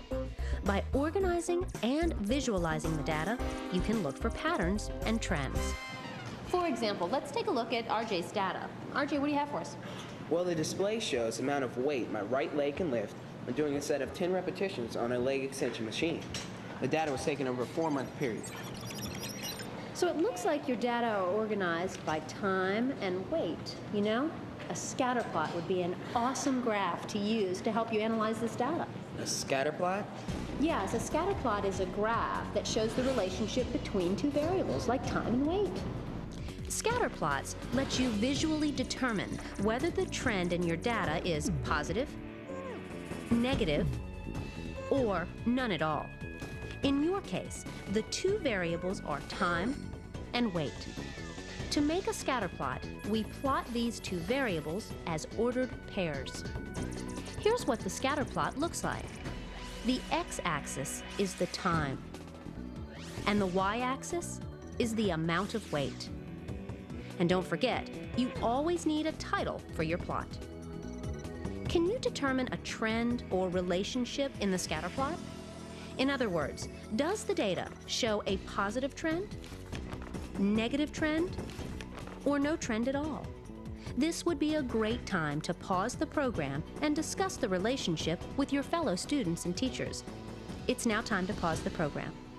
Well, RJ, what can you determine from the plot? I noticed that my leg strength increased between March and May. But over the last month, my leg strength has remained constant. You know, RJ, you're right. You did have a positive trend for a couple of months. But I wonder why you leveled off. You know, I know someone at NASA who is the lead astronaut strength, conditioning, and rehabilitation specialist. Her name is Beth Shepard, and I bet she could help you out with your rehab program. Here's her contact information. Give her a buzz. Thanks, Jennifer, for all your help, especially learning how to analyze data. I'll talk to you later. Okay. Let's see what he can learn from Beth Shepard about muscles, bones, and rehabilitation.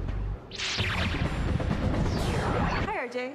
Welcome to NASA Johnson Space Center. Thanks, Mrs. Shepard. Please call me back. Okay. Beth. Jennifer called to tell me you were having some problems with your rehab. I sure am. She thought maybe you could help. Jennifer told me that you're the lead astronaut strength, conditioning, rehabilitation specialist. That's right. My job is to physically prepare astronauts for long-duration space missions through cardiovascular exercise, muscle strength and endurance weight training, as well as balance, coordination, and agility drills. Well, looks like I've come to the right place. Did you bring your data? It's all right here in my palm. What does this graph represent? The scatter plot represents the amount of weight my right leg can lift when doing a set of 10 repetitions on a leg extension machine. The data was taken over a 4-month period. I need some help figuring out why I leveled off during the past month. What kind of muscle tear did you have? I remember my doctor telling me it was some kind of skeletal muscle. I never heard the term skeletal muscle before. Let me give you a crash course on the basics of muscles. Okay. This would be a great time to pause the program to answer and discuss the following questions. What are some types of muscles in your body? Why do astronauts' muscles weaken while working in space? What are some ways to take care of your muscles? It is now time to pause the program. Your body has 3 different types of muscle tissue: skeletal muscle, smooth muscle, and cardiac muscle. Skeletal muscles are attached to the bones of your skeleton. These muscles provide the force that moves your bones. They are also classified as voluntary muscles, meaning you have control over them. Smooth muscles can be found inside of many internal organs of the body, such as the walls of the stomach and blood vessels. They are classified as involuntary muscles, meaning they are not under your conscious control. The last type of muscle, cardiac muscle, is found only in the heart. It has characteristics of both skeletal and smooth muscles. I didn't realize there are different types of muscles in my body. Well, I definitely know now that I tore a skeletal muscle in my right leg. I have control over it. Okay, let's get back to your problem. Now, you've been doing the same leg extension exercise throughout the entire rehab, right? Yes, I have. It's my favorite leg exercise. In order to stimulate growth or recovery, you need to change your workout every 4 to 6 weeks. If you do the same workout program over a long period of time, your body reaches a plateau. And in your case, you reached a plateau a few weeks ago. Gee, I better change my workout plan. Practice for the cross-country team starts in a few weeks, and I want to make it to the state finals. What do you suggest?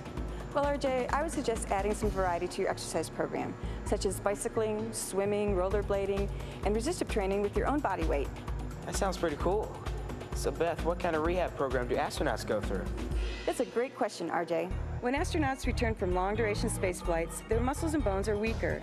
For example, astronauts in space routinely use their arms to move around, but they don't use their leg muscles to resist gravity. The lack of muscle force can cause muscles to weaken or reduce in size. The main focus of my job is to prevent muscle and bone loss, starting with pre-flight and in-flight exercise programs. But because we haven't figured out how to completely prevent muscle and bone loss, the focus of the post-flight rehabilitation program is to return the astronauts' muscle and bone back to their pre-flight baseline. My team develops exercise programs that include cardiovascular conditioning, muscle strength and endurance, flexibility, and agility drills. Each astronaut has an individualized program because the amount of muscle and bone loss differs for each astronaut. That's really cool. That sounds a lot like what I'm going through right now. It is very similar to your rehabilitation program. In fact, one of our astronauts, Leland Melvin, is doing a little rehab of his own. Hi, Mr. Melvin. Hey, RJ, how you doing? Are you rehabbing your leg as well? I sure am. I re-aggravated my hamstring muscle while playing pro football. Wow, pro football player. How'd you go from being a football player to being an astronaut? I injured my hamstring muscle while in training camp with the Detroit Lions, but it never fully recovered. In addition to working hard at sports, I did well academically in school. Too many young athletes today don't realize that sports can only take you so far in life. Our cross-country coach emphasizes that all the time. It's good grades in school that'll make me excel in life. Sounds like you have a great coach. So does your rehab program require mainly stretching? That's only one component. Exercise or good stress is important for maintaining both muscular strength and flexibility and for recovery. When you stretch and warm up thoroughly, your muscles become more flexible. This helps prepare our muscles for the work involved in exercising and playing sports. Also, warming up the muscles can prevent injuries. Like with your hamstring? Exactly, RJ. If you overwork or overstress your muscles, you can strain or pull them, and that's a form of bad stress. Now, I pulled my hamstring really bad, and that was some serious pain. Don't let it happen to you. And if you pull a muscle, you need to let it rest until the muscle heals. Sure did learn a lot about muscles today. Thank you so much for your help. Oh, and by the way, you mentioned that your job deals with muscle loss and bone loss. Do you know any good bone specialists I can talk to? That's right, you said you were immobilized for some time. Why don't you go and see Dr. Saunier here at NASA, and she can tell you all about bones. Thank you again, and have a great day. And Mr. Melvin, you better take care of that hamstring muscle. Hey, thanks, RJ. Take care.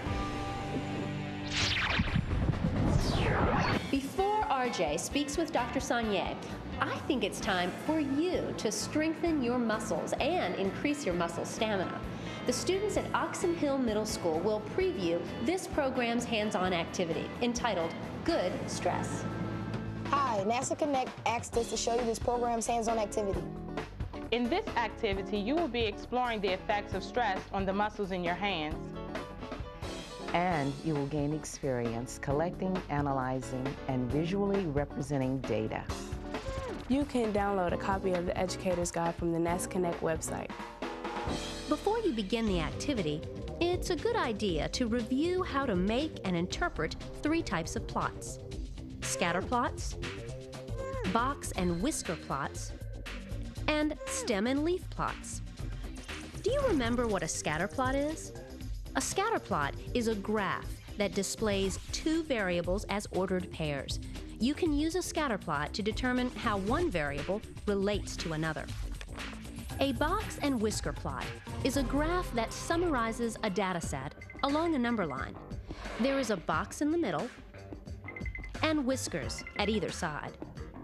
The least value of the data set determines the left whisker. The greatest value of the data set determines the right whisker. You form the box using quartiles. Quartiles divide the data into 4 equal parts.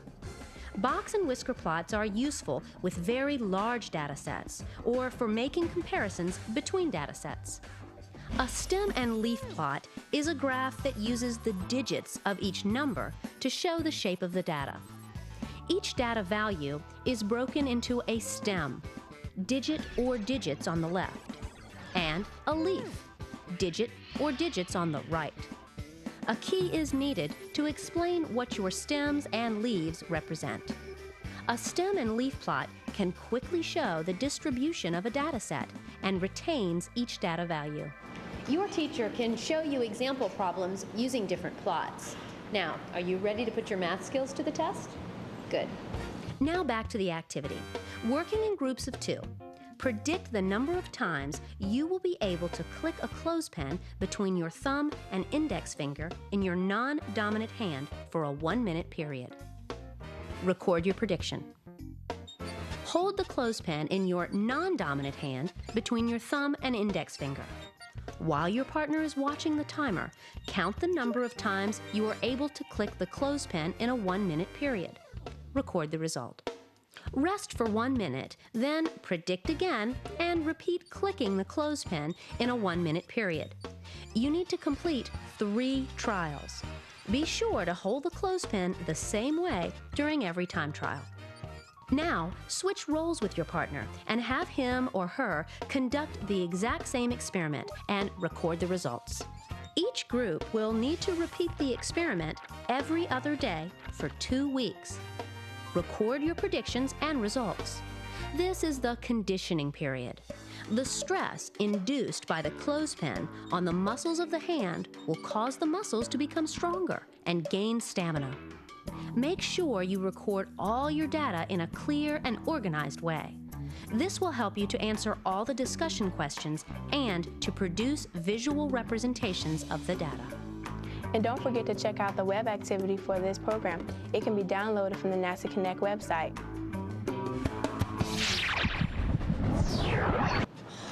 Great job, you guys. Oh, talk about working your muscles. Well, now that you have a preview of this program's hands-on activity, it's time to pause the program to see if you can increase your muscle strength and stamina. So, how was the activity? You'd probably be happy not to see another clothespin for a while, huh? Hopefully it reinforced the math concepts that you learned earlier in today's program. Now let's review. First, we introduced to you different kinds of stress and how physical stress can actually be good stress. Next, you learned about the math concept of data analysis and how graphing is a powerful way to visualize data. Finally, Beth Shepard and Leland Melvin helped RJ and you learn about taking care of your muscles. Let's turn our attention to bones now and see what we can learn about our body's skeletal system. Let's catch up with RJ and Dr. Saunier.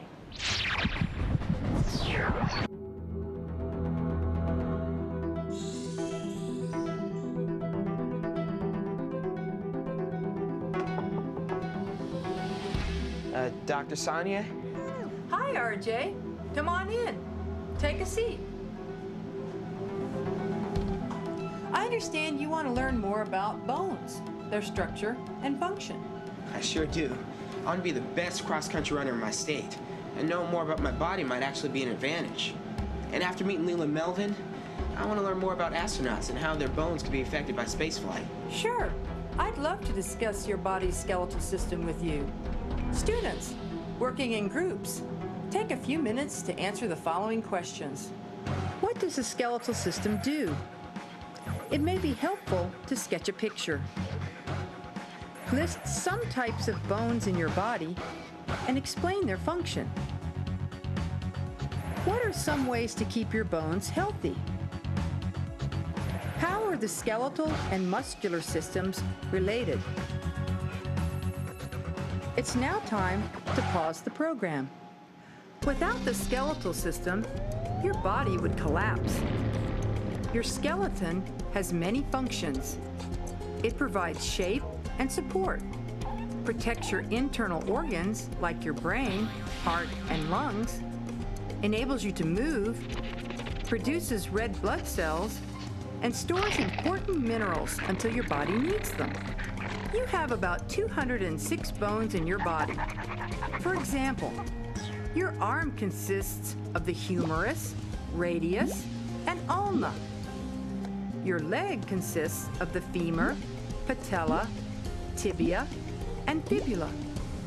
All your bones are connected to the vertebral column, or backbone, in some way. I mentioned earlier that the skeletal system enables you to move. Most of the body's bones are associated with muscles. The muscles pull on the bones to make the body move. So the muscles and bones in our bodies work as a system? That's a great observation, RJ. That's why we can't just learn about muscles without understanding about bones, and vice versa. Bones also store minerals, such as calcium and phosphorus. These minerals make the bones strong and hard. They're packed tightly together. In fact, bones are so strong that they can absorb more force without breaking than concrete or granite rock. And bones are much, much lighter. Is there anything else in bones besides calcium and phosphorus? Yes. Bones also contain living cells and tissues, such as blood and nerves. As you grow, new bone tissue is produced. Even after you are grown, your bones continue to form new bone tissue. So what does the inside of a bone look like? Well, for example, let's look at a femur, or thigh bone. The femur, which is the longest bone, connects the pelvic bones to the lower leg bones. Notice the thin, tough membrane that covers all of the bone except the ends. Blood vessels and nerves enter and leave the bone through the membrane. Beneath the membrane is a layer of compact bone, which is hard and dense. Just inside the compact bone is a layer of spongy bone. Spongy bone is found in the backbone and at the ends of the bones. Like a sponge, spongy bone has many small spaces within it. This structure makes spongy bone lightweight but strong. The spaces in bone contain a soft connective tissue called marrow. Because my leg was immobilized for a period of time, does that mean that the bones of my leg were affected? Sure, your bones were affected. Not in terms of size, but in terms of bone density. So, RJ, do you have any idea how to keep your bones healthy? Well, I believe good nutrition and exercise is the key to strong and healthy bones. Way to go, RJ. You're pretty good. I learned about good nutrition and exercise from the NASA Connect program. Better health from space to Earth. Go to the NASA Connect website to learn more. You know, RJ, a well-balanced diet contains enough calcium and phosphorus to keep your bones strong while they're still growing. Meats, whole grains, and leafy green vegetables are all excellent sources of both minerals. Dairy products, including milk, are excellent sources of calcium. Exercise is also important to help bones become stronger and denser. But you don't have a problem with that because you work out all the time. I also learned that it's important to develop good nutrition and exercise habits when you're young. That's true. It's very important because your body's bones are still growing. Beth Shepard told me earlier that astronauts' bones become weaker and smaller after they return from space. How much do they lose? Well, it depends on a number of factors, such as spaceflight duration, amount of exercise in space, nutrition, and body chemistry. Most of the bone loss occurs in the lower portion of the body, primarily from weight-bearing bones. One study we conducted on astronauts on the ISS showed that the mean or average bone mineral loss in the hip portion of the femur, or spongy bone, ranged from 1 to 2.5% per month, about 1.35% per month in the pelvic region, and 1% per month in the lower back or lumbar region. That's really interesting. So what happens when astronauts go to Mars and beyond? If an astronaut loses about 1% of their bone mineral in the lower back per month, then that means that he or she will lose roughly 12% over a year.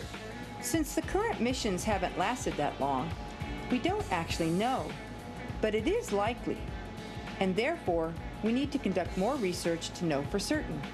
You know, the more we can learn about how our bodies function in space, the closer we get to developing countermeasures that will significantly reduce the effects of bone loss and muscle loss while in space. Space research is important because it helps us to understand how our bodies function here on Earth. It is another tool to help us combat diseases such as the bone disease osteoporosis. Thanks, Dr. Sonia. If you ever need assistance with your research, just call me. I'll do that, RJ, and good luck with your training. Okay, take it easy. I think we'll be hearing more from RJ in the years to come, and hopefully we'll be hearing more from you. Don't forget to check out this program's Student Challenge, which can be found on the NASA Connect website. Well, guys, that wraps up another episode of NASA Connect. We'd like to thank everyone who helped make this program possible. Got a comment, question, or suggestion? Well, then email them to connect@lark.nasa.gov. So until next time, stay connected to math, science, technology, and NASA. And remember, the good stress in life. See you then. Worse on bones than sticks and stones, so give yourself a break. But there is a good kind of stress that builds better muscles and bones. It's a mental and physical thing, so let's get in the zone. Yeah, come alive when you exercise. It won't take long to realize you feel better than you thought you could. No,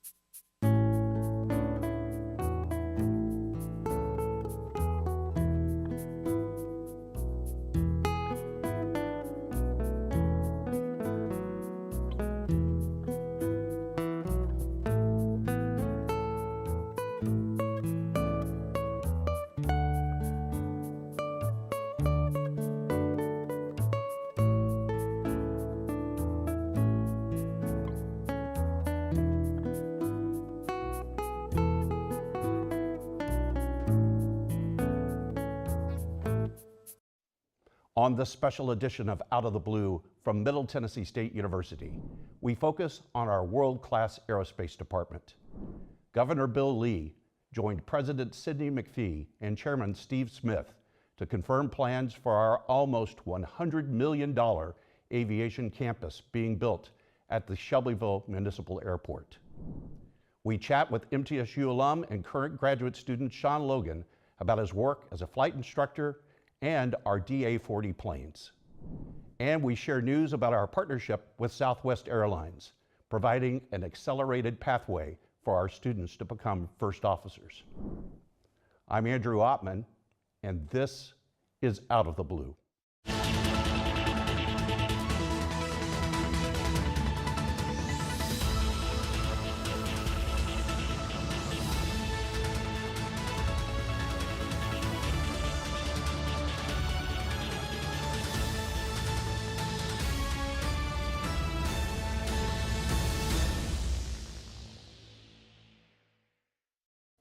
Welcome to Out of the Blue's special edition on MTSU's aerospace program. I'm Andrew Ottman. Governor Bill Lee joined President Sidney McPhee, Chairman Steve Smith, and other state and local officials on September 21st to confirm our plans for an almost $100 million aviation campus being built at the Shelbyville Municipal Airport. The new base of flight operations for our flight school is sorely needed, as the demand for pilots has expanded both opportunities and enrollment for our aerospace department. Listen in as Governor Lee and others outline how this ambitious project was set into motion.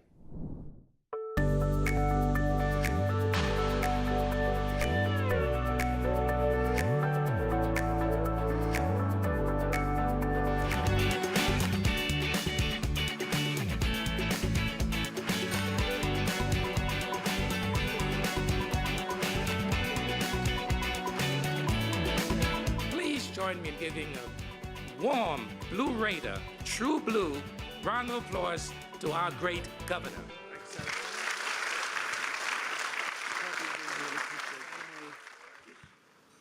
What an important day this is for the university, what an important day it is for Tennessee, and for Shelbyville and Bedford County, who have advocated for this and have created an environment for it to work.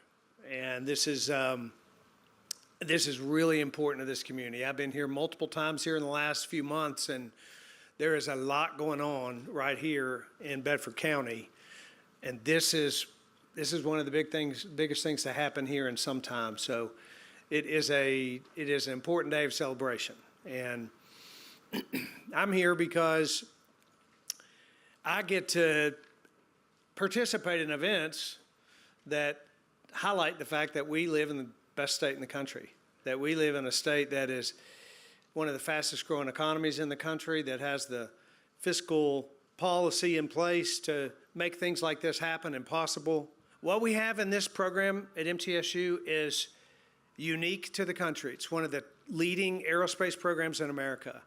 We should invest in it because it is developing a workforce that is in desperate need across this country. And, you know, it's particularly in need in the state of Tennessee. All of these graduates have job opportunities. We don't have enough of them. And besides that, we're growing so fast. We have such an economic activity going on in this state that Southwest, for example, there's decisions like Southwest Airlines who decide to put their crew base in Nashville. That is a very big deal. It moves 600-700 flight attendants to Nashville, or it opens up flight attendant jobs in Nashville. 200 pilots for Southwest will be based out of Nashville, which speaks to the reason why we need to be developing programs like this. So I could go on and on about, I'm really proud of our state, and guess what? It's because of you. I get asked all the time, why do you think more people are moving here? Why do you think companies are coming here in record numbers? Why do you think Tennessee is the envy of most states? And my response is, well, have you met Tennesseans? Do you get out in the communities? Have you been to Shelbyville? Have you interacted with the business people in the private sector and the nonprofits and the churches and the community leaders, have you seen what it's like to live in this state? And when you do, it's like this guy I met last year who came up to me and said, I moved my family here from New York. It feels like I've moved back to America. And that's what you do.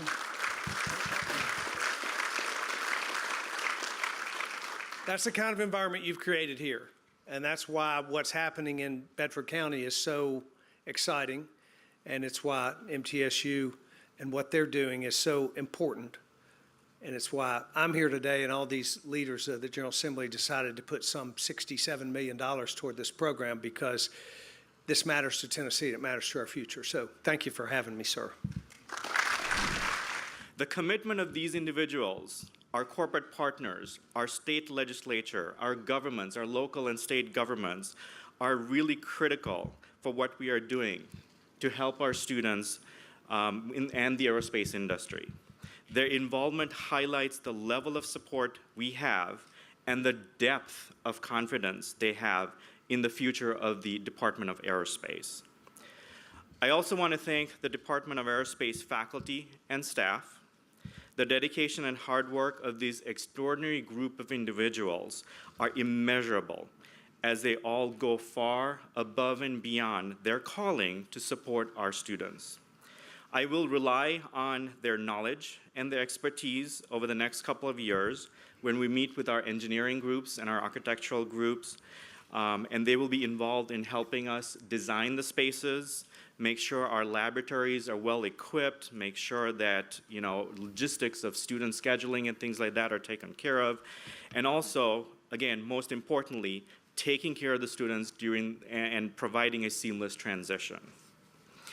This is an unprecedented opportunity for the university, the city of Shelbyville, Bedford County, and the state of Tennessee that will set us apart from other collegiate aerospace and aviation institutions. What we are building here today will allow us to expand this program, provide unique opportunities for our students, and brighten the future of aerospace. Our vision is that MTSU will become the premier collegiate aviation institution in supporting the next generation of aviation and aerospace professionals. So thank you for being here.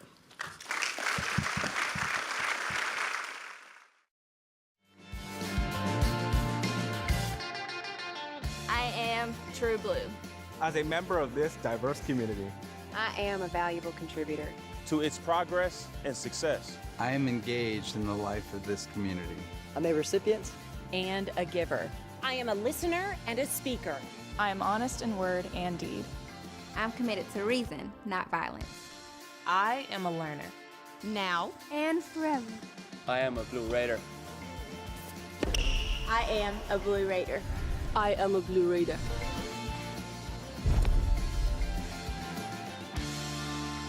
True Blue. Do you want more from your college experience? At Middle Tennessee State University, that's exactly what you get. More majors, more opportunities, more guaranteed scholarships. Up to $32,000 over 4 years. MTSU, Tennessee's University of Opportunities. I am True Blue. As a member of this diverse community, I am a valuable contributor to its progress and success. I am engaged in the life of this community. I am a recipient and a giver.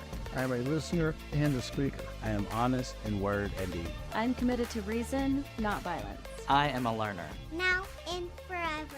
I am a Blue Raider. I am a Blue Raider. I'm a Blue Raider. True Blue. The Jennings A. Jones College of Business at Middle Tennessee State University is the #1 producer of business talent in the greater Nashville area. Our nationally ranked programs and state-of-the-art facilities offer a world-class education at an affordable price. The exclusive partnership of Jones College with Dale Carnegie Training Worldwide equips our graduates with the soft skills they need to succeed. Jones College of Business. It delivers an education for the real world. Welcome back to Out of the Blue's special edition on MTSU's aerospace program. I'm Andrew Ottman. MTSU alum and current graduate student Sean Logan spent time with us recently to tell us about the DA-40, the futuristic single-engine aircraft that is the mainstay of our flight training fleet. We also talked to him about his work as a flight instructor and how his time as a Civil Air Patrol cadet confirmed MTSU as his college choice.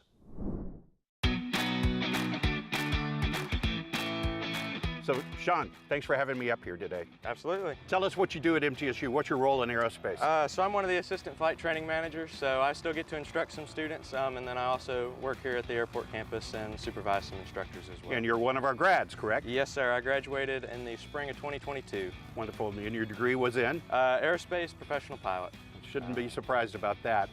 We've talked about this before, but you're a former member of Civil Air Patrol? Yes, sir. I started in Civil Air Patrol when I was about 12. That's actually how I discovered the program here at MTSU was on an orientation flight. I got to come to the flight school, got to tour, went to go get lunch here in Murfreesboro at Toots, and flew back home. And for a young 12-year-old, it was kind of crazy to fly halfway across Tennessee in the span of just an afternoon, and kind of planted that seed for the program and wanting to be a pilot. And now you're training students at one of the nation's top flight schools at a university. You got to meet the National Commander of Civil Air Patrol and show him your aircraft when we were at EAA in Oshkosh. That must have been cool. Absolutely, it was. Yeah, that was kind of cool to look back and see how far I've come. Yeah, no, it was really fantastic. So let's talk about the DA-40. Tell me about this aircraft we're going to be flying. Yeah, so this is our primary trainer right here, the Diamond Star DA-40. We operate 38 of these aircraft, and students will do everything from their private pilot, instrument rating, commercial pilot, and flight instructor certificate all on this aircraft here. So this is our main workhorse of the fleet. So what's the main attributes about this plane? Brag on it a little bit. Yeah, so two best things about this airplane, probably its nice, long, narrow wingspan. It's a really stable training platform, as well as our nice bubble canopy there with good visibility out of it, and full glass cockpit as well. So really good in terms of technically advanced aircraft and giving students the skills that they need for learning the basic skills of programming and setting up the flight management system that translate directly over into the airline type flying. And it's sweet to fly too, right? Absolutely. It's a pleasure to fly. What do I need to be paying attention to when we're going to be flying here? We'll go out, fly around the Murfreesboro area. We'll take you over campus. We'll do some circles over the top of campus, get a good, nice bird's eye view. We'll come back here in the pattern and we'll get to do some landings. All right, let's get in the plane. Let's do this. Sounds like a plan. All right.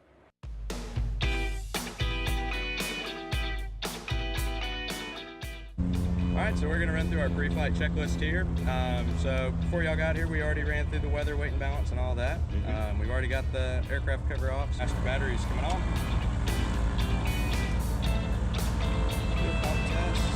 Any questions on the passenger briefing? Sounds good. Sweet, all righty. Sit back. What's here. next? All right, so we got safety belts fastened, baggage security rear door and front canopy closed and latched. Trim is at takeoff, fuel selector, desired tank, they're both full. Throttle idle, prop forward, mixture lean, friction lock adjusts. That's good right there. Go ahead and set this parking brake right there and mute that. Alternate air is closed, alternate static is closed. Central bus switch off, even it's master off. Master battery is on. Cockpit lighting, go ahead and turn that off right there. Before engine start checklist is complete. All right, go ahead, prop.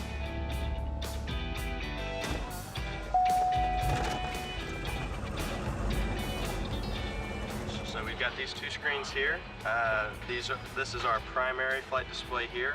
It's going to have all of our primary instrumentations on it.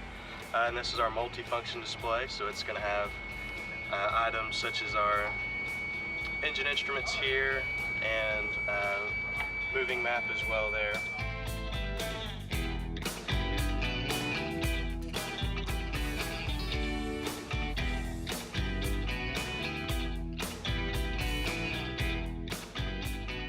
You know, one of the things I hear everybody talking about is the fact that this is a glass canopy and it really provides this amazing view when you're flying, right? That's got to be a great selling point for this aircraft. Yeah, absolutely, especially with the low wing design. It provides really good overall visibility, which is not only nice to look outside, it's also a really good safety measure as well, to be able to spot other airplanes and have good situational awareness.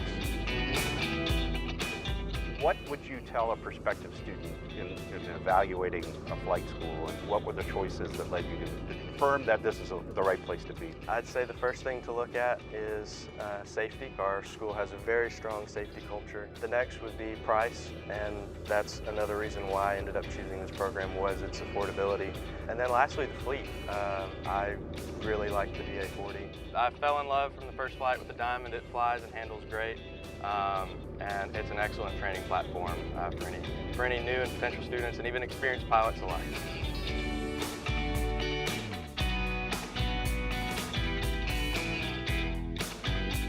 When I originally came to the program, all I really thought I wanted to do was come through the program, become an airline pilot, and it really wasn't until I started instructing that I realized all the different possibilities that there are.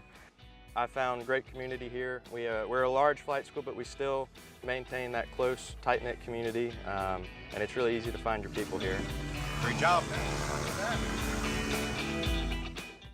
We do it. The stars come to Middle Tennessee State University, and students come here to become stars, no matter what they pursue.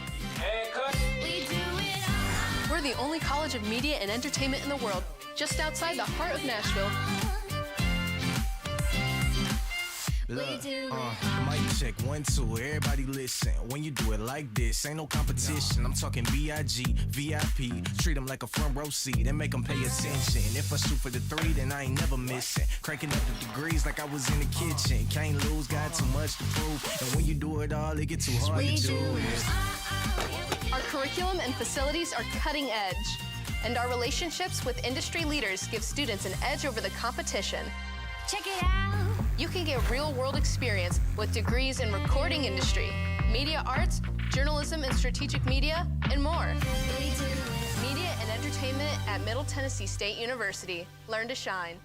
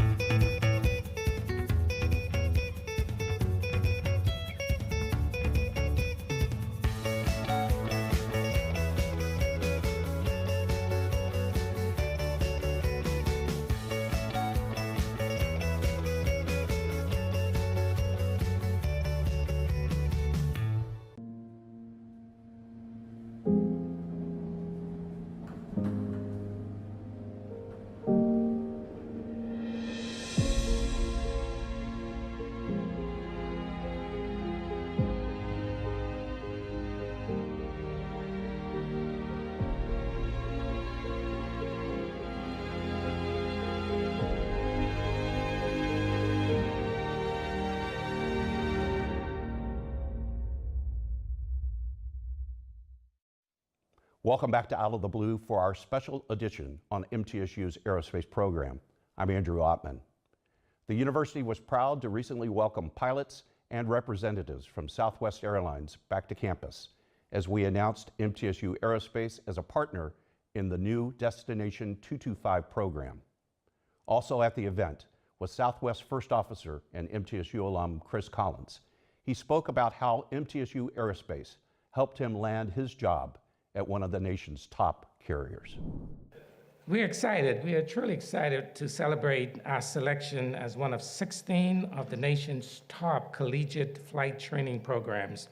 Destination 225 University Pathway was designed for students interested in pursuing a 4-year degree that will lead toward a career as an outstanding Southwest airline pilot.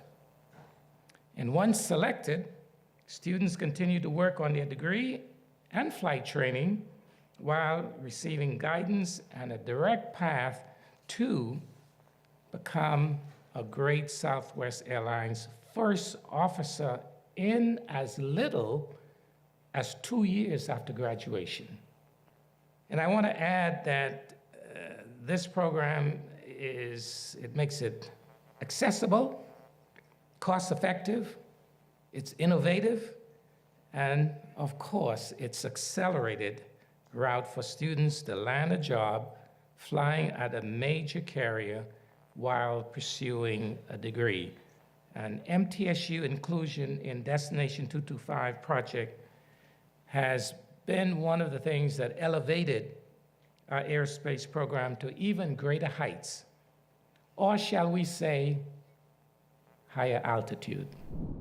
I am extremely humbled and honored to be here today. I can't even begin to express how it feels to come back. Has anyone in here ever heard the term full circle moment in life? Yeah. That's one of those moments where I think in life we tend to either look forward or we look backwards in life for the most part. And it's very rare in life where you can just sit there and absorb it. So right now I'm just going to take a step back and absorb this because it's so cool. 20 years later, after going to school here, to come back and be able to have the opportunity to do something like this, absolutely amazing. It's been a fantastic journey. Coming out here, this campus, noticing the campus after 20 years, how much it's grown, it's been pragmatic. It's been pragmatic growth that I've seen here. And it's done from, I think, altruistic roots, right? Giving back to the community in a way by allowing us to all go out and seek employment in the industry. And I'm a member of the Blue Raiders, right? This was the bedrock, the foundation to my career, all started here. First of all, you're one of the best, if not the best, aerospace departments in the United States, which by default would make it in the world as well, right? And that's because of your professionalism, and that's both the professors and the students as well.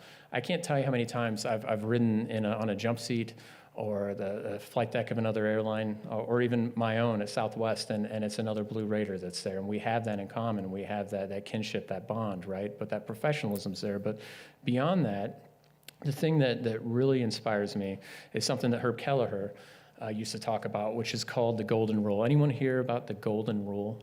Anyone know what that means? Yeah, the Golden Rule is you want to treat other people as you want to be treated, right? And there was not a single professor here at my time at MTSU. There wasn't a single student that I've run into in my professional career that went to MTSU that didn't live by the Golden Rule. And that's what Herb Kelleher promoted at Southwest Airlines and still lives today there.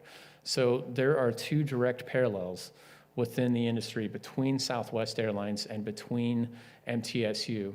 And the other thing is, the other parallel that's really fascinating to me is that I haven't run into arrogant people here, right? You are salt of the earth. The people that I run into, they're themselves, right?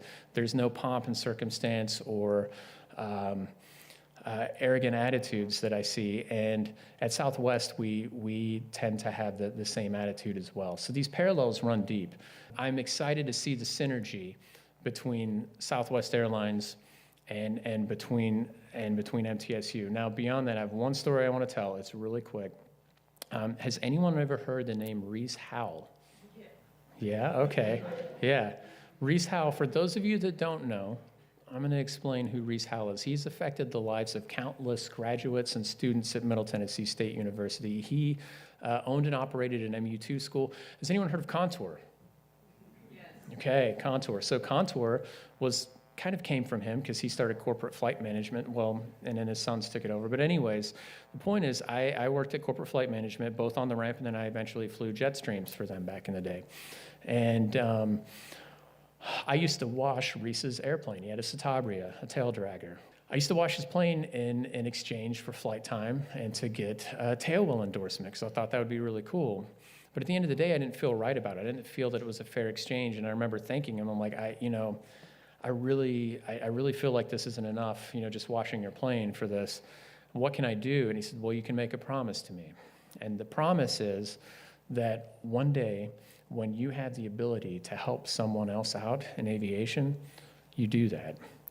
And that was probably the most profound thing that anyone had told me up to that point in my life. And it stuck with me.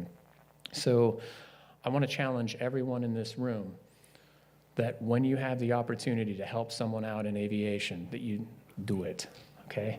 Just make that happen, right? Because it's gonna come back full circle and it's gonna help you. And I have countless stories and I could be here forever telling countless stories about how it's come back to repay me.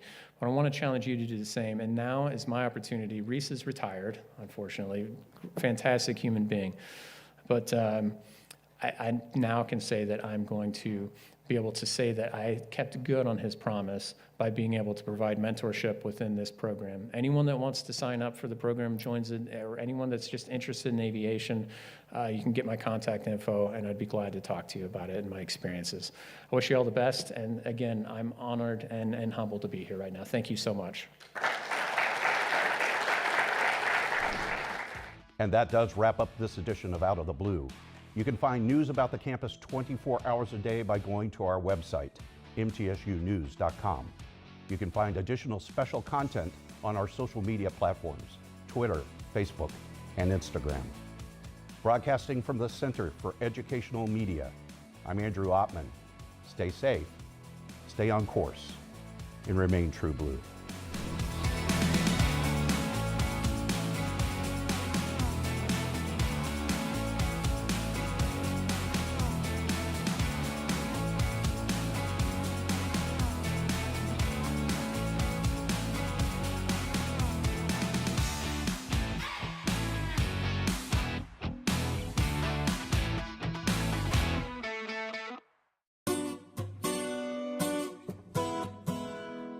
Hello, LaVergne. It's Jason Cole, Mayor for the City of LaVergne. Wanted to touch base with you and let you know about canvassing for our special census that's beginning soon. What that means for you is representatives from the city will be coming and knocking on your door. They will ask your address, how many people are in the house, and names. That's all that's required for the special census. They'll be wearing shirts similar to what I have on, or they will have a special lanyard as well that designates them as a canvasser. Each home we're asking to participate with this. Why we're wanting that is because each individual for the city is $170 in state shared revenue. This money helps fund our local police, fire, roads, and various other infrastructure for our city. To have an accurate account means that we will have the accurate amount coming in from the state. Each home is only requested to do one form. If you don't want a canvasser to come to your home, you can go on LaVergne37086 or scan our special QR code and go ahead and complete that online. The census will be going from now through February 2024.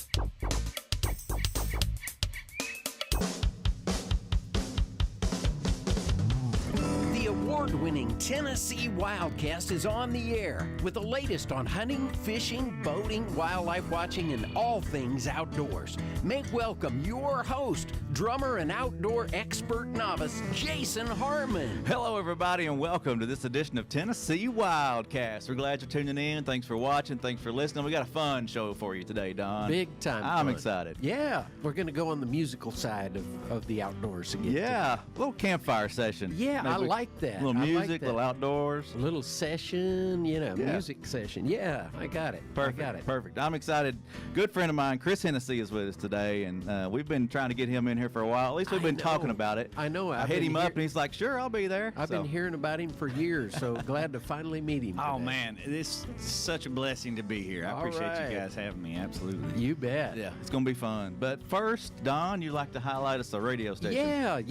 We are on about, over 30 radio stations now across the state, and one of them is the one we'll highlight this week is WMC in the Memphis area. It's an ESPN station now, and for years, when I was on the road doing music, Chris, WMC was a Billboard reporting country music station. Wow, okay. So we've come a long way. Yeah.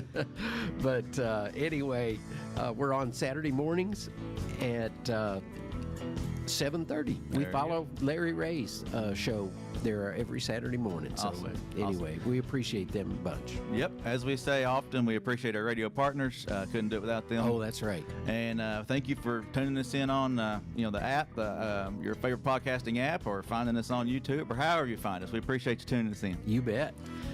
Well, Chris, man, it's good to have you. Man, it's great to be here, guys. Hey, listen, that background track sounded good, guys, especially the drums and guitar on that, sound really good. Thank you. Little promotion there. Yeah. A little hard work went into that one. It was fun. Yeah, good. Good stuff. Yeah, so Chris and I grew up in Decatur. Decatur, Tennessee, and it's just good to have him in studio to talk outdoors and hunting and fishing. He loves to do that sort of thing, and music brought him to Nashville, and let's just jump right in. Tell the folks a little bit about yourself and kind of absolutely how you got where you are today. Well, like you said, both of us from Decatur, Tennessee, and I always have to say Tennessee because if you say Decatur, you're going to get Alabama, Georgia, Illinois, you get all of them too. Decatur County. Yep, that's right, Decaturville. But yeah, Decatur, East Tennessee, Southeast Tennessee. Grew up there, and went to school there. Went to school in Maryville, in East Tennessee, and ended up in Nashville, '98, and been here ever since, picking and grinning. Yeah. Y'all, you've got a family now and settled here and doing it full time. Yeah. Yep, we're up in Sumner County, and kids go to school there, and we hunt a little bit there, and of course, we hunt all over the state. So, yeah, good deal. Awesome. So, you kind of, when you got here, you're working your way through the ranks and whatever, and then you ran into Jamie Johnson. Right? Yeah, I can tell you that story. So, I guess to make a long story short, when you're, and Don, you know this, when you're coming through Music Row, there's sort of like there's your class. It might not all be people your same age, but it's generally people that came to town in the general same time, and kind of moved up the ranks together. Yeah. So in about 2000, I was playing the honky tonks down on Lower Broadway. And it was a little different scene back then. I tell people, back then when folks played there, a lot of times you didn't share that with many people. Yeah, I know. Yeah, you have to be careful. Now you do. It's big time now. Well, there's never a dull moment down there now, from what I can tell. But I can tell you this quick story. We used to play Robert's Western World down there, and there's the big glass right behind the stage. And it would be middle of the winter, 10 to 2 a.m. shift, and there would be us and the bartenders, and that's it in the whole place. And it would be freezing cold at night, and I would just look out the window, and when I saw a couple of people coming, I'd 1, 2, 3, 4, and we'd start playing the song, and when they went past the door, we'd just stop. It's like, well, what's the use? But you can't run people out of there now. There are people everywhere down there. It's crazy. So to carry on the story, I was playing. I think it might have been Tootsie's or somewhere down there, and this young fella walked up and said, "You mind if I sit in?" And I'm like, go ahead, buddy, come on, you know. And man, he was great. You know, he sung some wailing or whatever, and I'm like, do another one, do another one. Heck, he took half the shift before it was over with. Anyways, he and I would just be running into each other just constantly. It was him and Randy Hauser and Jared Neiman and Dirks was there was a time down there where Dirks was playing next door and Joe Nichols was playing across the street, and we were all playing the same shift every night. So anyways, there was a lot of that going on. So Jamie and I became friends, and then of course he hit it pretty good, and you know, about 5-6 years into his career, we ran into each other at a gathering, and he said, you need to come open shows for me, you know, and I said, absolutely, let's do it. Well, that turned into a lot of shows, and that turned into touring for 12 years, you know. Wow. And I'll never forget the first gig I did with him as an official band member was we were in Hershey, Pennsylvania at Farm Aid. Oh, yeah. Yeah, so I walk out there, and I just played harmonica at the time, and I walked out there with my harmonica and looked out at all those people, and I'm like, Lord, what have I got myself into? And the next night we were on Letterman or something like that, so it was crazy, like you know, trial by fire. So, but it's been a fun run, you know. Awesome. Good Awesome. deal. Well, let's get started with some music. Yeah. We're already past our 4.5 minute mark, Don. That's all right. But that's okay. A new song you got out. I do. Well, I'm actually going to put this out next month. I just released a single last week called God Made Her Wild, and I really wanted to play this one today. I don't know. Just I wrote this song with my granddad in mind. It's called Common Sense. My granddad was born in 1934. Seems to me they don't make them like that anymore. He was tougher than a leather glove, put his faith in God above, and an old Ford truck. He set me down the day I turned 17. He said, the whole world's going crazy, boy, beats all I've ever seen. The price of gas is through the roof. You can't trust what's on the news. You need a lot more than luck. It's been 10 years since he passed away, but I can still hear him say, love the Lord with all your heart. If you can't be where you want, be happy where you are. And don't go to fight unless you know what you're fighting for.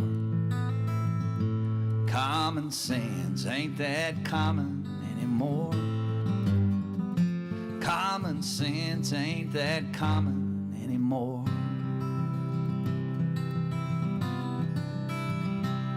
He said, don't believe nothing you hear, half of what you see. Remember all the ones that died. Freedom don't come free. A boy grows up to be a man. Every child is part of God's plan. They ought to get a chance. And a hard day's work, Lord, it's good for you, but don't get in over your boots. Love the Lord with all your heart. If you can't be where you want, be happy where you are. And don't go to fight unless you know what you're fighting for. Common sense ain't that common anymore. Lord, common sense ain't that common anymore. Now I got 2 kids of my own. Before I know it, they'll be up and grown. But I don't worry about who they'll be and where they'll go, 'cause I know they know. You gotta love the Lord with all your heart, and do unto others. Now that's the place to start. And don't go to fighting unless you know what you're fighting for. Common sense ain't that common anymore. common sense ain't that common anymore.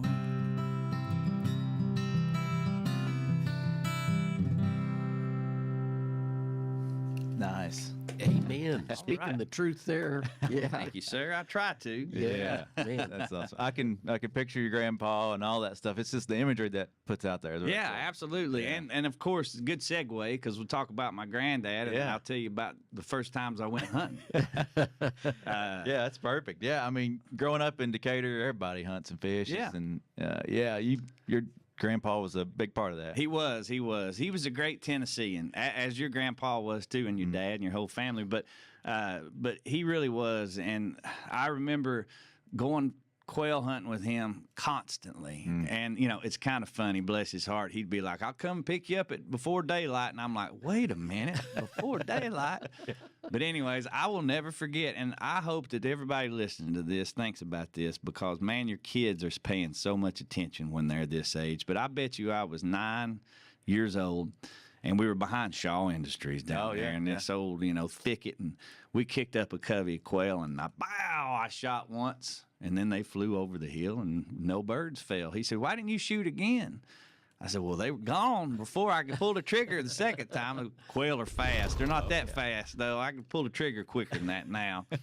But anyways, we hunted a lot back then, quail. And I'll tell this one other story just quick as I can. Yeah, go. So my nephew, Matthew, he was just a little fella, could just barely talk. He could get Chris or Papaw out, and that was about it. Well, we were going to take the dogs out one day and try to find a covey, and Granny said, "Now don't you take him and start shooting guns around him. He's just little." "Oh, don't worry, Granny, we won't do it." Yeah, right. So we pulled up, and I didn't even know if we had a gun, in the truck. It was up to Papaw. And sure enough, boy, them dogs pointed right there. And now Matthew's going to stay in the truck. And Chris, you get the gun. I said, "Gun? We're not supposed to be shooting, Papaw. Get the gun and get out. And if you get one up, just go ahead and shoot it." Well, I kicked it up, bow, shot it. I don't know. I forget the rest of that story. Anyways, we got home that afternoon, and Granny says, "Matthew, did you have fun?" "Oh, yes." "Well, how was the trip?" He said, "Chris, bird dog, gun, boom." We were all in trouble that night. But we spent a lot of time quail hunting. So. Yeah. Well, and I didn't realize this until we started chatting, but pheasant hunting was big for your granddad too, right? It was, yeah. He started with Raymond Bivens which you would know that family, back in the 70s, going to South Dakota to other side of Sioux Falls and pheasant hunting. They'd go every year. So when I got old enough, Chad, my cousin, he'd start taking us and and my uncle, my dad. So we, every October we'd go to South Dakota and pheasant hunt. So now, Papaw's gone, but we still go. That's and awesome. still keep in touch with the same family. And, we'd stay in their basement and the whole deal, Yeah. But my kids go now. So, Awesome. Yeah, it's great. That's neat. Yeah. Keeping the traditions alive. Absolutely. Yeah, so growing up, or once you got to Nashville and playing music, you traveled a lot. Did you do a lot of hunting on the road, or? We didn't do a whole lot. It's difficult because we'd show up somewhere that morning and do the show that night and leave. So but we fished a lot. Yeah, definitely. We did do a lot of fishing, whether it was trout or I always took my rod and reel. We bass fished different places, But we didn't get to hunt a lot. But I made a lot of connections that after this touring season was over, we would, do some hunting and stuff. But I always spend, when it comes to big game and stuff, I'm a Tennessee guy, I grew up whitetail hunting, and that's what I continue to do now. Nice. With most of my fall and winter anyway. Yeah. So how do you prepare for this fall? I mean, it's here. It's football season. It's deer season. Yeah. How are you getting ready? Well, are you just pulling the gun out of the closet? That's and go? it. Yeah. It's tricky for me because touring has always made it difficult to do a lot of fixing the food plots and all that stuff. Mm-hmm. And so the good news is, as a musician and as a singer, artist, or whatever, made a lot of connections through the years. And I've got some buddies around the state that are like, "Come on down and hunt." So we got a place in Wayne County that we hunt a lot. My buddy Kyle Helton's a sheriff down in Giles County, and we go down to his property and hunt a lot. So whether it's turkey or deer, we're pretty well covered. as far as that's concerned. But it is that time of year, and especially a day like this. I mean, I know this will come out later, but it's like, man, it's cool. It's today. getting cooled off. Yeah, and it's rainy, and the leaves are starting to fall a little bit, and I'm like, oh yeah, it's kicking into gear now. Yeah, for sure. Yeah. Well, that's good to hear. The music is opening those doors. It does. For those hunting opportunities. It sure does. Absolutely. Fishing too, I'm sure. Mm-hmm. Yeah. And it's good that you got your buddies that'll let you come down and hunt. Oh, yeah. It is, yeah. Well, we might have to pick a song or two for them every once in a while, but but man, my kids load up and go with me, definitely. and it's just great. It really is. That's very cool. Very cool. I don't really think that, when it comes to deer and turkey and the such, my day is kind of come and went, and now it's all about the boys, Yeah. So that's what I just focus on, getting them in front of something and getting it on the ground. Yeah. How old are they now? 9 and 11. 9 and 11, okay. Oh, you're right there in the same boat I'm in. They are, yeah. Well, 8. He's almost 9, and he's almost 12 actually. So we're right there. But they love it, and took them dove hunting last week, and Perfect. Yeah, which actually worked out good. It's a funny story there too. I went 2 weekends. I went last weekend and this weekend. I took them the first weekend, and it was great because I didn't have to pick up any empty shells or any birds. And I didn't take them this weekend. Man, I was working myself to death, picking up shells and birds and all this stuff. So, anyways, we have a lot of fun. So, yeah, that's very cool. Very cool. So, one last question on hunting. You got deer, and you got one in your sights for this year? Or this I guess year, not, this year I don't. I haven't had a chance to really set up anything. But again, I go back to the kid thing where I'm like, man, we go out and kill some does, and we process the whole thing at the house and put them in the freezer, Yeah, so show them how it's done. that's what we're thinking on now. And I always tell them, hey, man, if a 12-pointer walks out, let's get him.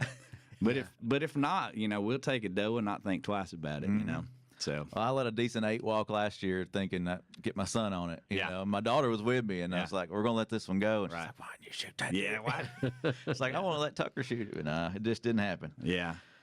Well, we're gonna do another song and maybe 2 other songs. You want to go ahead and Twilight from the South or of the South? Twilight in the South. So I'll tell you this, and it's kind of interesting that we're talking about it today because this was the title track off a record I did a couple years ago. And so, again, I'm tell a lot of stories, but when I first wrote this song, it's probably about 15 years ago. And, and as you know, Don, when you write a song, you demo it, Yeah. So back in those days when we were demoing our songs, I wrote it with a guy named Chris Dubois, who's a big hunter, Tennessee guy. We were looking for somebody to sing the demo, so Chris Stapleton was singing demos at the time. So I've, for the last 10 years, been listening to Stapleton sing this song. and my wife has too, and she goes, "That's your best song you got right there." And I said, "Is it because Chris Stapleton's singing it?" But the reason that I'm saying this is a good setting to play this song is that when I wrote this song with Chris, my thought was all about my grandparents' back porch on Highway 58. Okay, yeah. Looking over at your grandparents' house over there across the creek. So that's where this is in my mind. An old man's on the tractor with his headlights on, trying to cut the pasture for the daylight's gone. Woman in the kitchen, you can hear her sing. Smell that fried chicken through the window screen. You can smell that fried chicken through the screen. Well, the sun's going down, lightning bugs are out. There's just something about twilight in the South. Well, you can see the whitetail peeking through the tall pine trees. Smell that honeysuckle in the early evening breeze. Me, I've been out working in the sun all day, so I'm hitching up the John boat to that old Chevrolet. I'm gonna stop and grab a 6-pack on the way. Well, the windows are down, June bugs are out. There's just something about twilight in the South.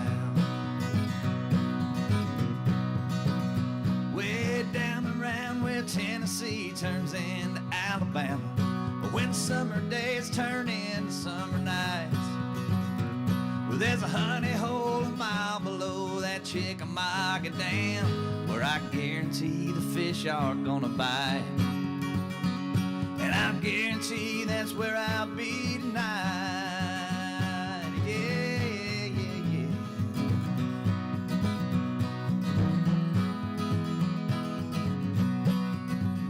When that sun's going down and the lightning bugs are out, there's just something about twilight in the south. There's just something about twilight in the south. You know, that's that magic time, right? When the fish are biting and the deer are coming out the grave. Yeah. That's great. That's awesome. I can picture that, just like you said. It's right there in our backyard. Right on, man. Speaking of Chickamauga, man, state record smallmouth came out of, or largemouth out of Chickamauga. So Yeah, right, like back right in the down day, right? our back door. Yeah. Yeah, that was a fellow, wasn't it King? Mr. Gabe King. Yeah, Gabe King. Yeah. I know his dad well. Yeah. Growing up right there in that area, and just knowing that the big fish are coming out of that water, that's pretty cool. Right, man. I'm telling you, yeah, we've spent a lot of time fishing, especially catfishing right down through there in the river, and never know what you're going to pull up out of that water. So, big old cat. Yeah. So we're going to get another song in before we have to close out the show, but faux fishing, this is a good time of year to go, cooling off. Yeah. Not just hunting, fishing's a good time right now as well. It is. It's great. And, man, I tell you what, we've talked to my son a little bit, the older son, about joining the bass team and that kind of stuff. And there is some great stuff going on in the state as far as, youth fishing and the high school and the middle schools and even younger that getting into that stuff. And wow, I mean, hats off to the state for doing what they're doing with that. It's really great. Yeah. One of our guys, David Lowry, he's, volunteers and heads up that Tennessee Bass Nation. Yeah. Series, and it's great for the kids. It really is. Yeah. It's great. And but yes, it's that time of year, and what I love about this time of year is topwater. I love buzz baits. It's my favorite thing in the world to fish with, and when they start hitting that topwater stuff, I mean, that's what it's all about right there. I love it. Get your heart pounded. Oh, I love it, man. I love it. And I could tell stories about that too, but I won't do that. Yeah. And then the creek fishing too. It's a good time to get out and wade those creeks. I always say that, but that's my favorite. Well, again, now you know this, Sioux Creek back home. Yep. We used to go down in there, and it was, we would always say when the dogwoods start blooming, when they start running, start running, and that's some of my favorite fishing I ever did. Whether we were wading or we'd take old boat, canoes and stuff up through there. And I might have had to go see your granddad a time or two because I missed school a few times to go fishing. But anyways, I do not recommend doing that. Don't miss any days of school. No. But if you get an off day, go fishing. Go fishing. Yeah. Sioux Creek was a fun place. For those folks that live down that area, you got to go check out Sioux Creek. You do. It's a fun creek to fish. Great. Me and my brother-in-law put a paddle boat on top of a Ford Festiva. Oh yeah. Strapped it on top, went and dropped it in the water, and had a good time one day. That's great. That's one of the only places I know of that there's more rooster tails in the trees than there are in the water. Oh man. And that was the bait too. That was the bait. Yeah. White. You can't use the yellow one though. You got to use a white one. Yeah, exactly. Or Rapala or rooster tail. That's all you can use. Yeah. Exactly. So, so we don't run out of time. You got one more song you wanted to do, Back to Tennessee. I right? do. That's right. Yeah. And this song was on that same record. And the reason I told you guys earlier before we got started that I wanted to play this one is because I'm lobbying for this to be the new TWRA theme song. All right. Here. Okay. So whoever we got to pass this along to. Don't mess it up then. That's right. Oh, man, the pressure's on. The pressure's on. But I will say this before I play it. I love the state of Tennessee. I love it. I love everything about it. And I love hunting and fishing in the state of Tennessee. And what you guys do, even with this thing right here, is just, it's so great. You're doing such a great thing, and the state does a great job. We could talk a whole nother podcast about that stuff. Yeah. But I love my home state. I was born and raised here, and this song is for Tennessee and everybody in it.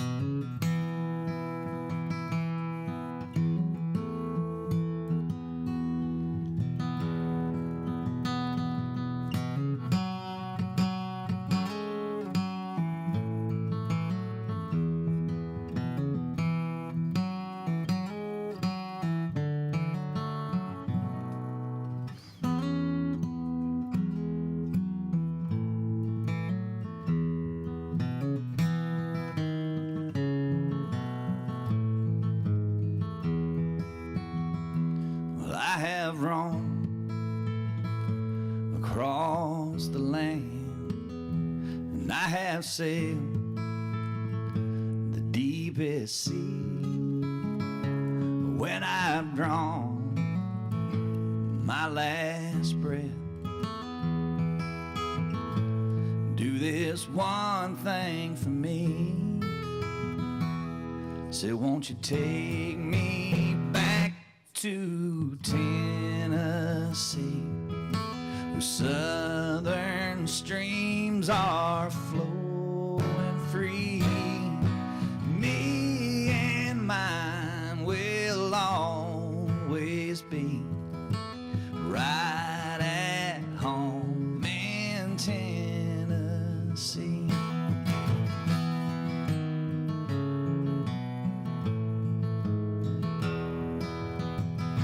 Scarlet hills and big orange skies, snow-capped mountains full of songs, the winding rivers call to me. Should I stray too long, it won't take me back to Tennessee, where southern streams are flowing free. Me and mine, Lord, will always be right at home in Tennessee, right at home in the woods of Tennessee, right at home in Tennessee. Awesome. Really good. I think that could work, Don. What do you think? Yeah, I'm loving it. See what we can do. I'm loving it. Awesome. Well, this has been a great show. Chris, I appreciate it so much. We'll have to do it again. Absolutely. Let's do it again. When your last name rhymes with Tennessee, it's only fitting. You know? Yeah, Chris Hennessy from Tennessee. Absolutely. Glad you've been here. Glad you could stop by and chat, and good catching up. Good catching up with you guys. Yeah. Great show, guys. We really appreciate Thanks, it. Chris. Thank you. Yeah. Appreciate you and look forward to next time. All right. Thank you. We'll do it again. This is Tennessee Wildcast. Thank you all for tuning in. Thank you for liking, for listening, for following us. Just keep coming back, and we'll see you next time. Thanks for tuning in. Stay connected with TWRA by visiting our website at tnwildlife.org and follow us on Facebook, Twitter, and Instagram. Hey, it's all about Tennessee wildlife. It's what we do. Tennessee Wildcast will be on the air again next week. We'll see you then.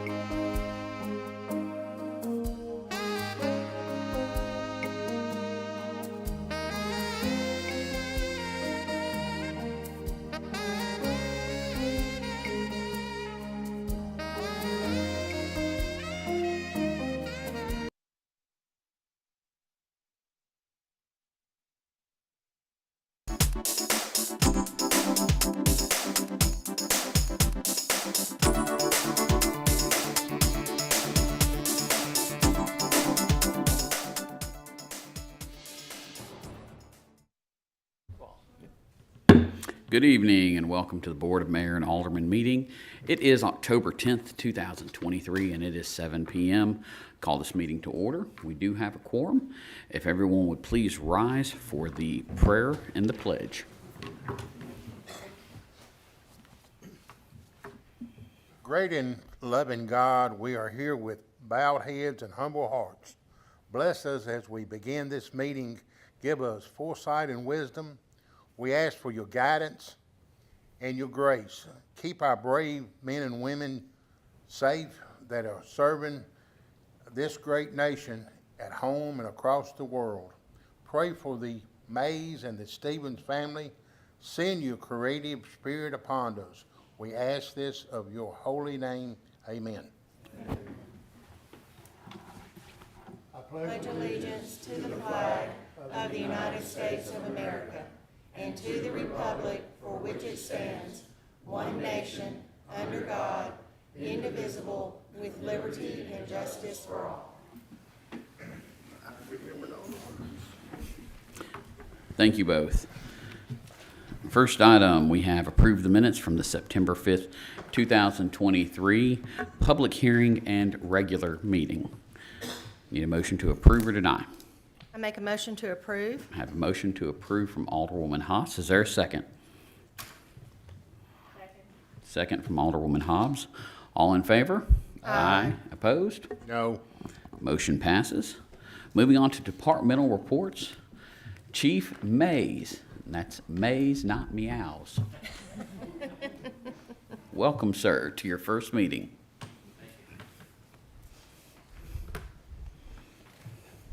Mayor, Vice Mayor, Board of Aldermen, thank you for the opportunity to serve as your next police chief. It's an honor to be here, and I'm truly grateful. And I am truly grateful for the support and the prayers that my family has received over the last couple of weeks. It's been very difficult, but thank you. We couldn't have done it without you, so thank you very much. Before you, I hope you've had the opportunity to review the report, and with that, I'm here for any questions. Thank you, sir. All right, have a wonderful night. Moving on to the fire department. Mr. Nick Matthews, Deputy Chief. Mayor, Vice Mayor, Alderman, I trust you have our run numbers for the month of September. We are ticking up a little bit, but nothing great. Right on track. Any questions about anything? Thank you, sir. Thank you. Parks and Recreation, Mr. David McGowan.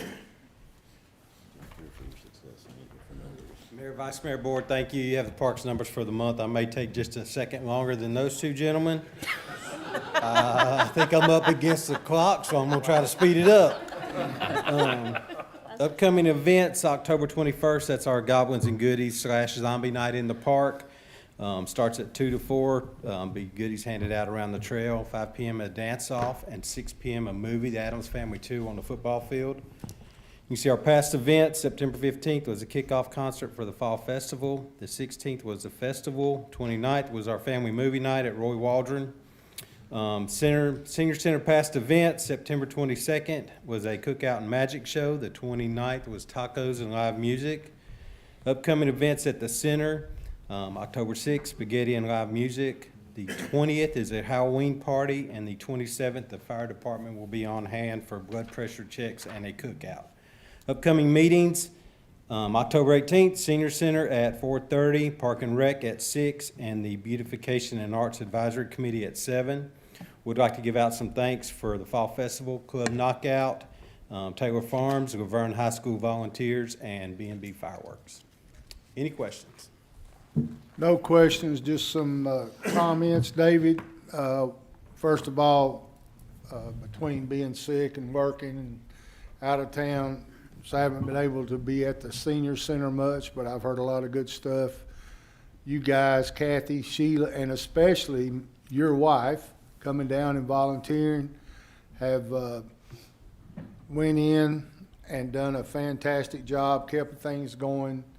I know you had some help from Miss Donna, the GNRC meetings, so everything is on schedule as it should be, and everybody's great. So you guys are doing a great job down there. Thank you. We're trying to keep the doors open. I can't say enough for our volunteers.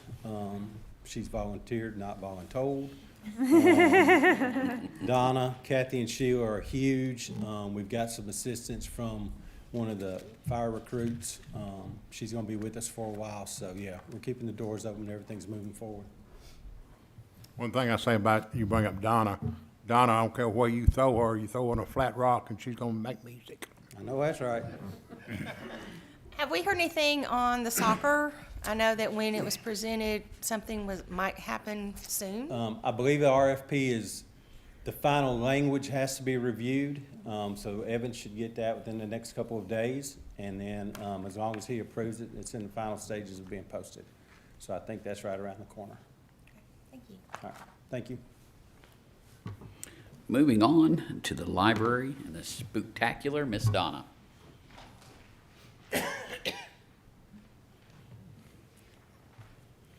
Mayor, Vice Mayor, Alderman, good evening. You can see our numbers for the month of September. We're really excited about our new patron cards.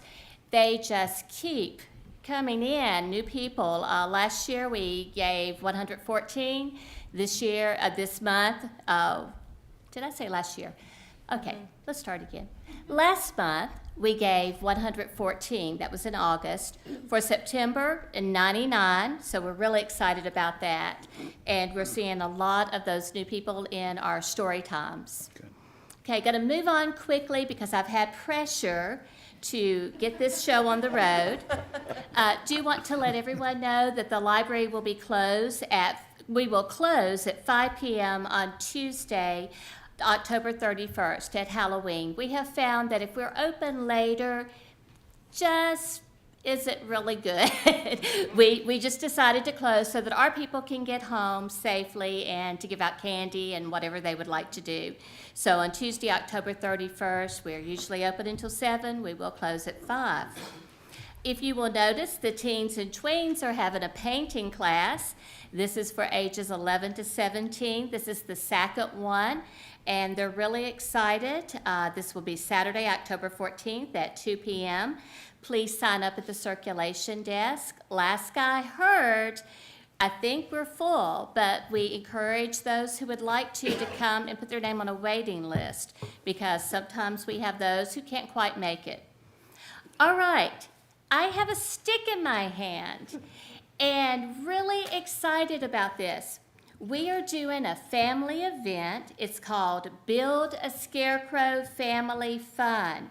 We're encouraging families to come out, and this will be on Saturday, November the 4th from 2 to 4 p.m. Our library will have supplies to build a scarecrow, but feel free to bring your own small scarecrow clothes. As you can see, this is the length of the scarecrow. The scarecrows will be displayed in front of the library through Thanksgiving. And our scarecrow that Miss Becky and I made just wanted to hop in the van and come on down. So Hank, you want to come on up and say hello to everyone? Oh.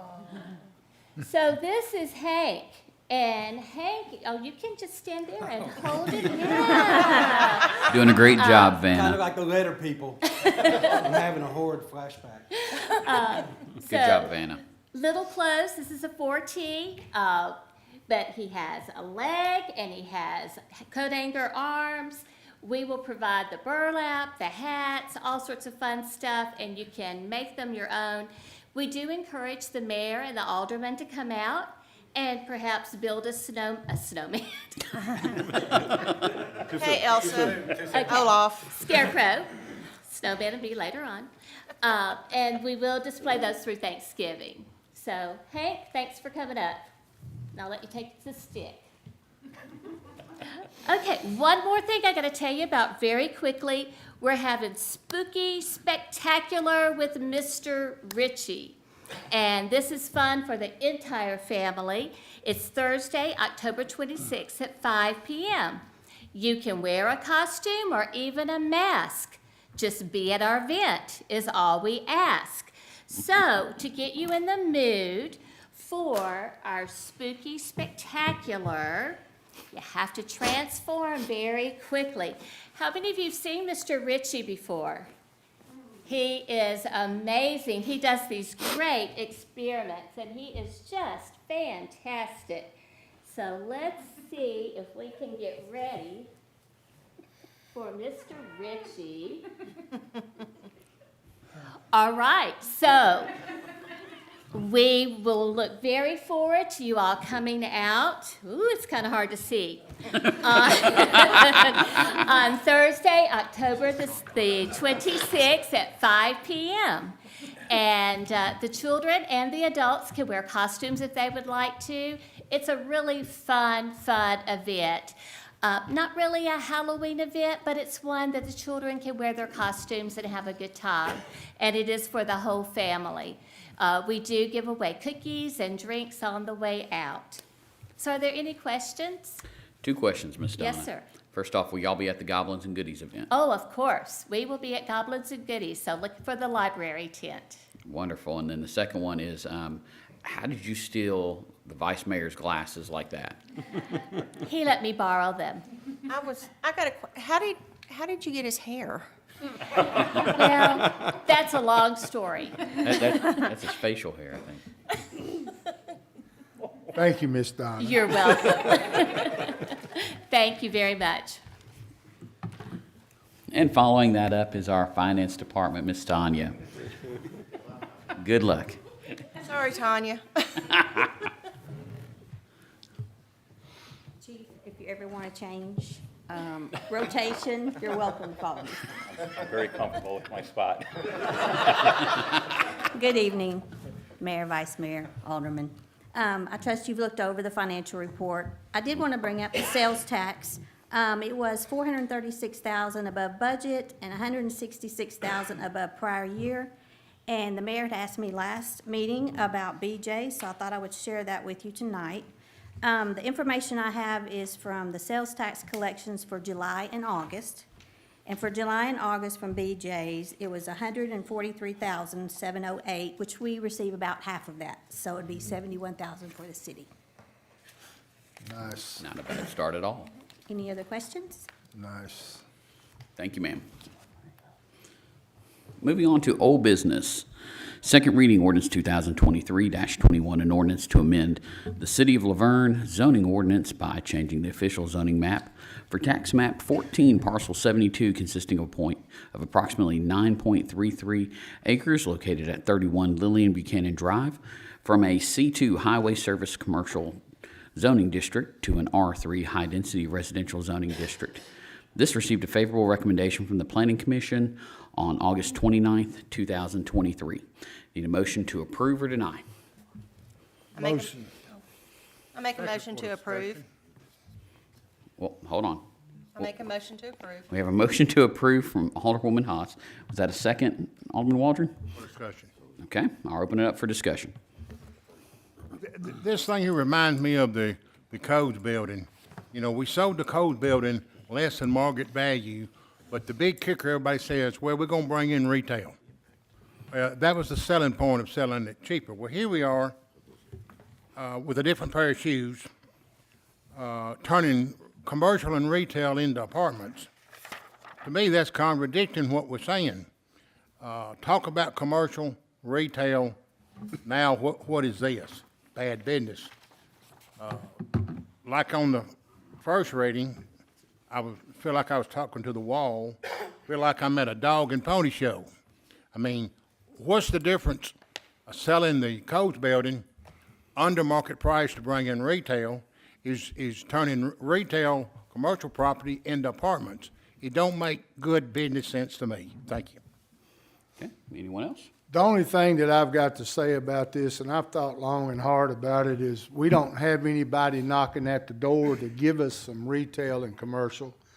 I had a long talk with Mr. Broker, our economic person, and of course I asked questions that I felt like were on point with this gentleman, and this particular product, if you will, is definitely a catch-22. It's like we can't have one good without one the other, so that's kind of where I went with it. Any other discussion? Okay, we have a motion to approve in a second. Alderman Waldron. No. Alderwoman Hobbs. No. Alderwoman Haas. Aye.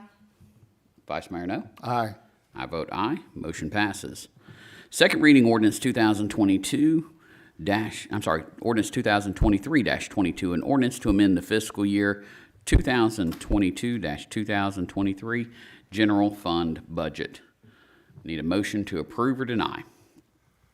Motion to approve. Have a motion to approve from Vice Mayor No. Is there a second? Second. Second from Alderwoman Haas. Any discussion? Alderman Waldron. Aye. Alderwoman Hobbs. Aye. Alderwoman Haas. Aye. Vice Mayor No. Aye. Motion passes. Second reading ordinance 2023-23, an ordinance to amend Title 14, Chapter 3 of the LaVergne Municipal Code regarding grading, soil erosion, and sedimentation control, and Title 14, Chapter 6 of the LaVergne Municipal Code regarding the stormwater management ordinance. I'll make a motion to approve. Is there a second?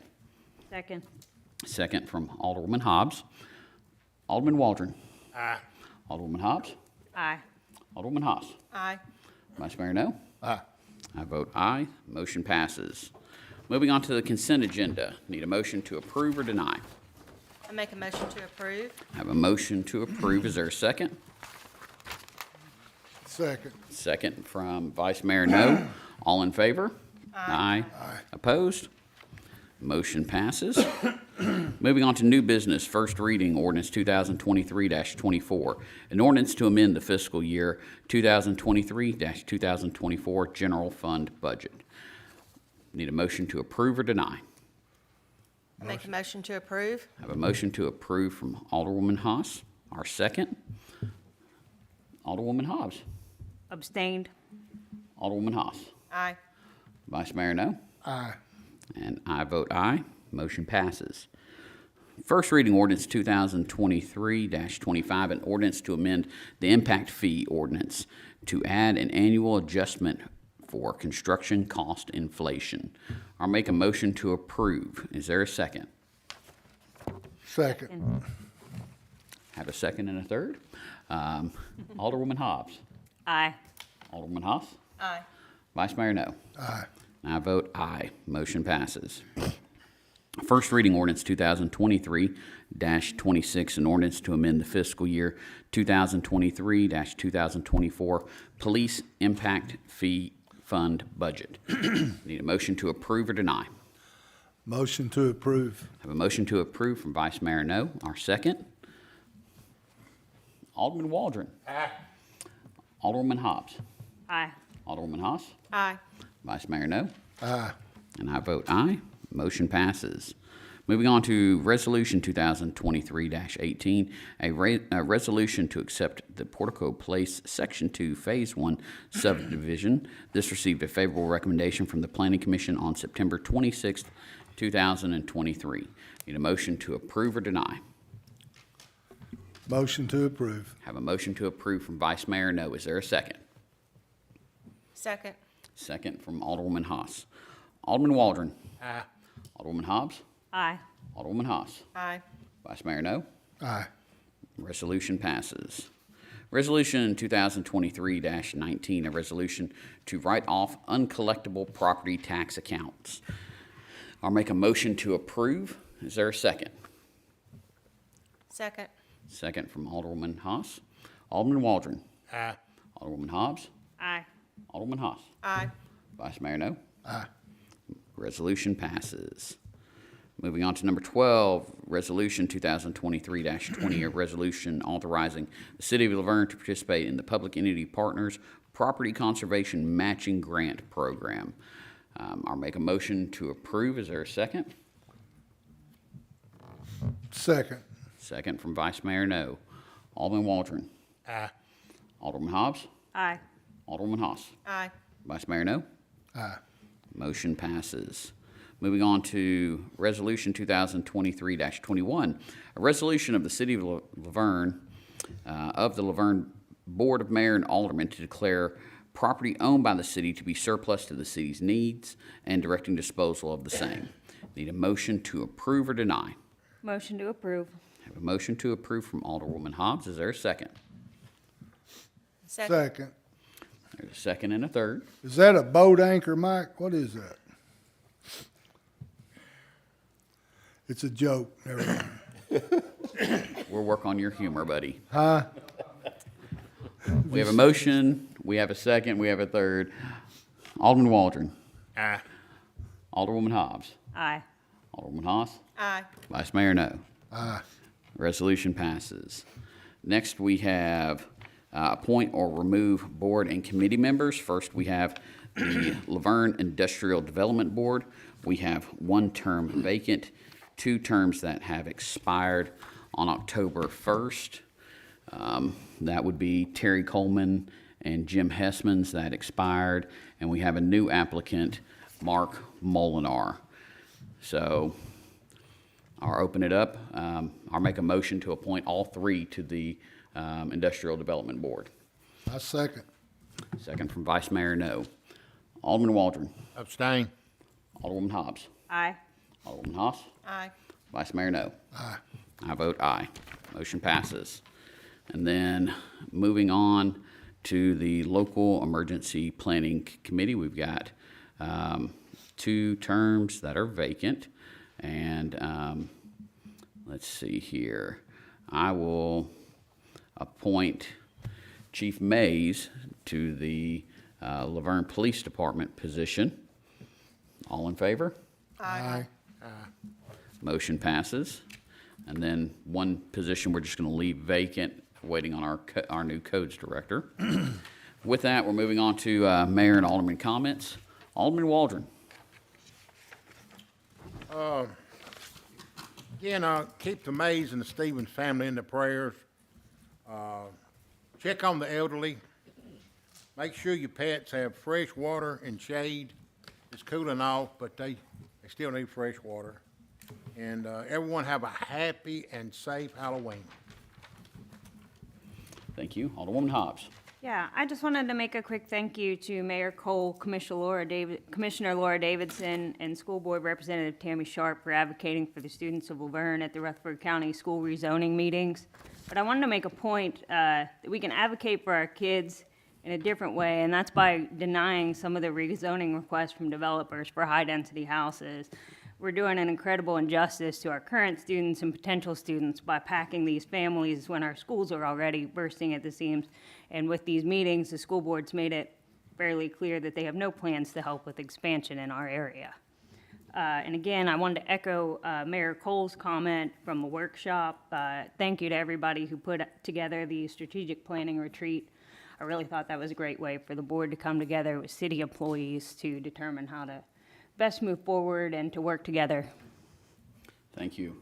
Alderwoman Haas. I'm looking forward to the Goblins and Goodies on the 21st. I love seeing the little kids come out with their costumes, and then also the parents dress up. So, and then Zombie Night and the Addams Family. So everybody plan on coming out. Vice Mayor No. Yes, sir. I'd like for everybody to remember Roger French and his family.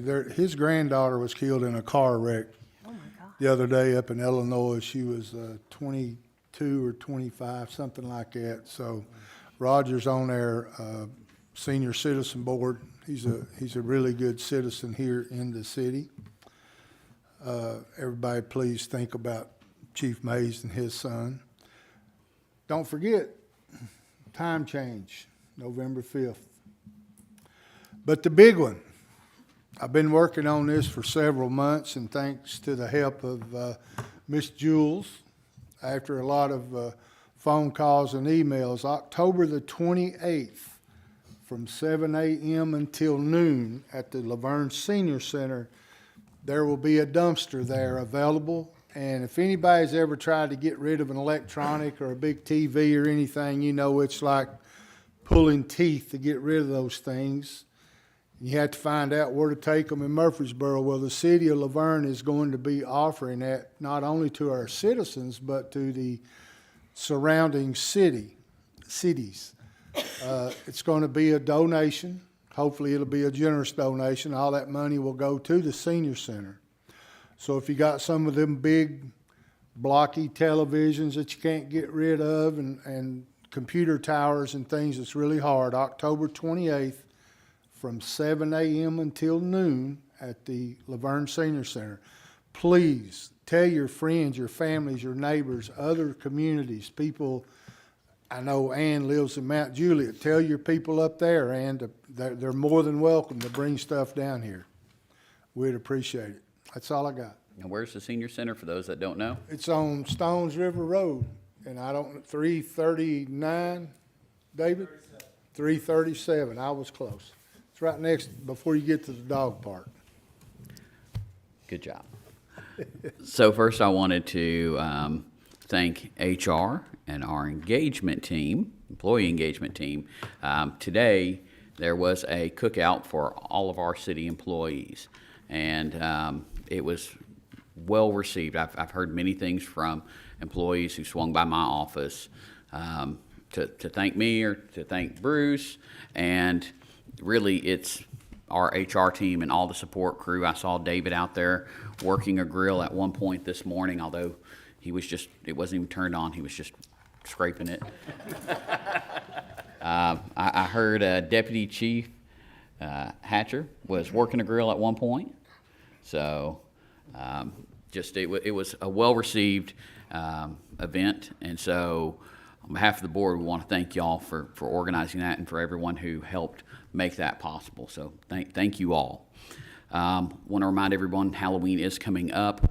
Please, please, please, please, please be careful out there, especially if you're out driving. There will be lots of children out, some in the street, some on the sidewalks.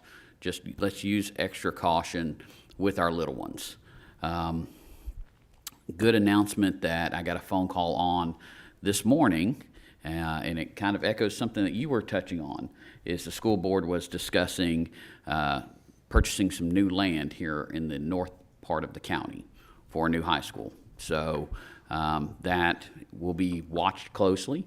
I've also had some conversations with Dr. Sullivan, and they are going back and revisiting the rezoning plan and making changes specifically due to some of the concerns that we have listed here with the overcrowding, with specifically LaVergne High School and Stewart's Creek going up to 141 and 120% of capacity, which is absolutely crazy. So they are going back and revisiting that.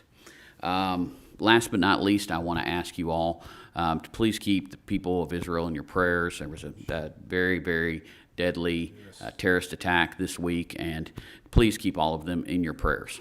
With that, call this meeting adjourned.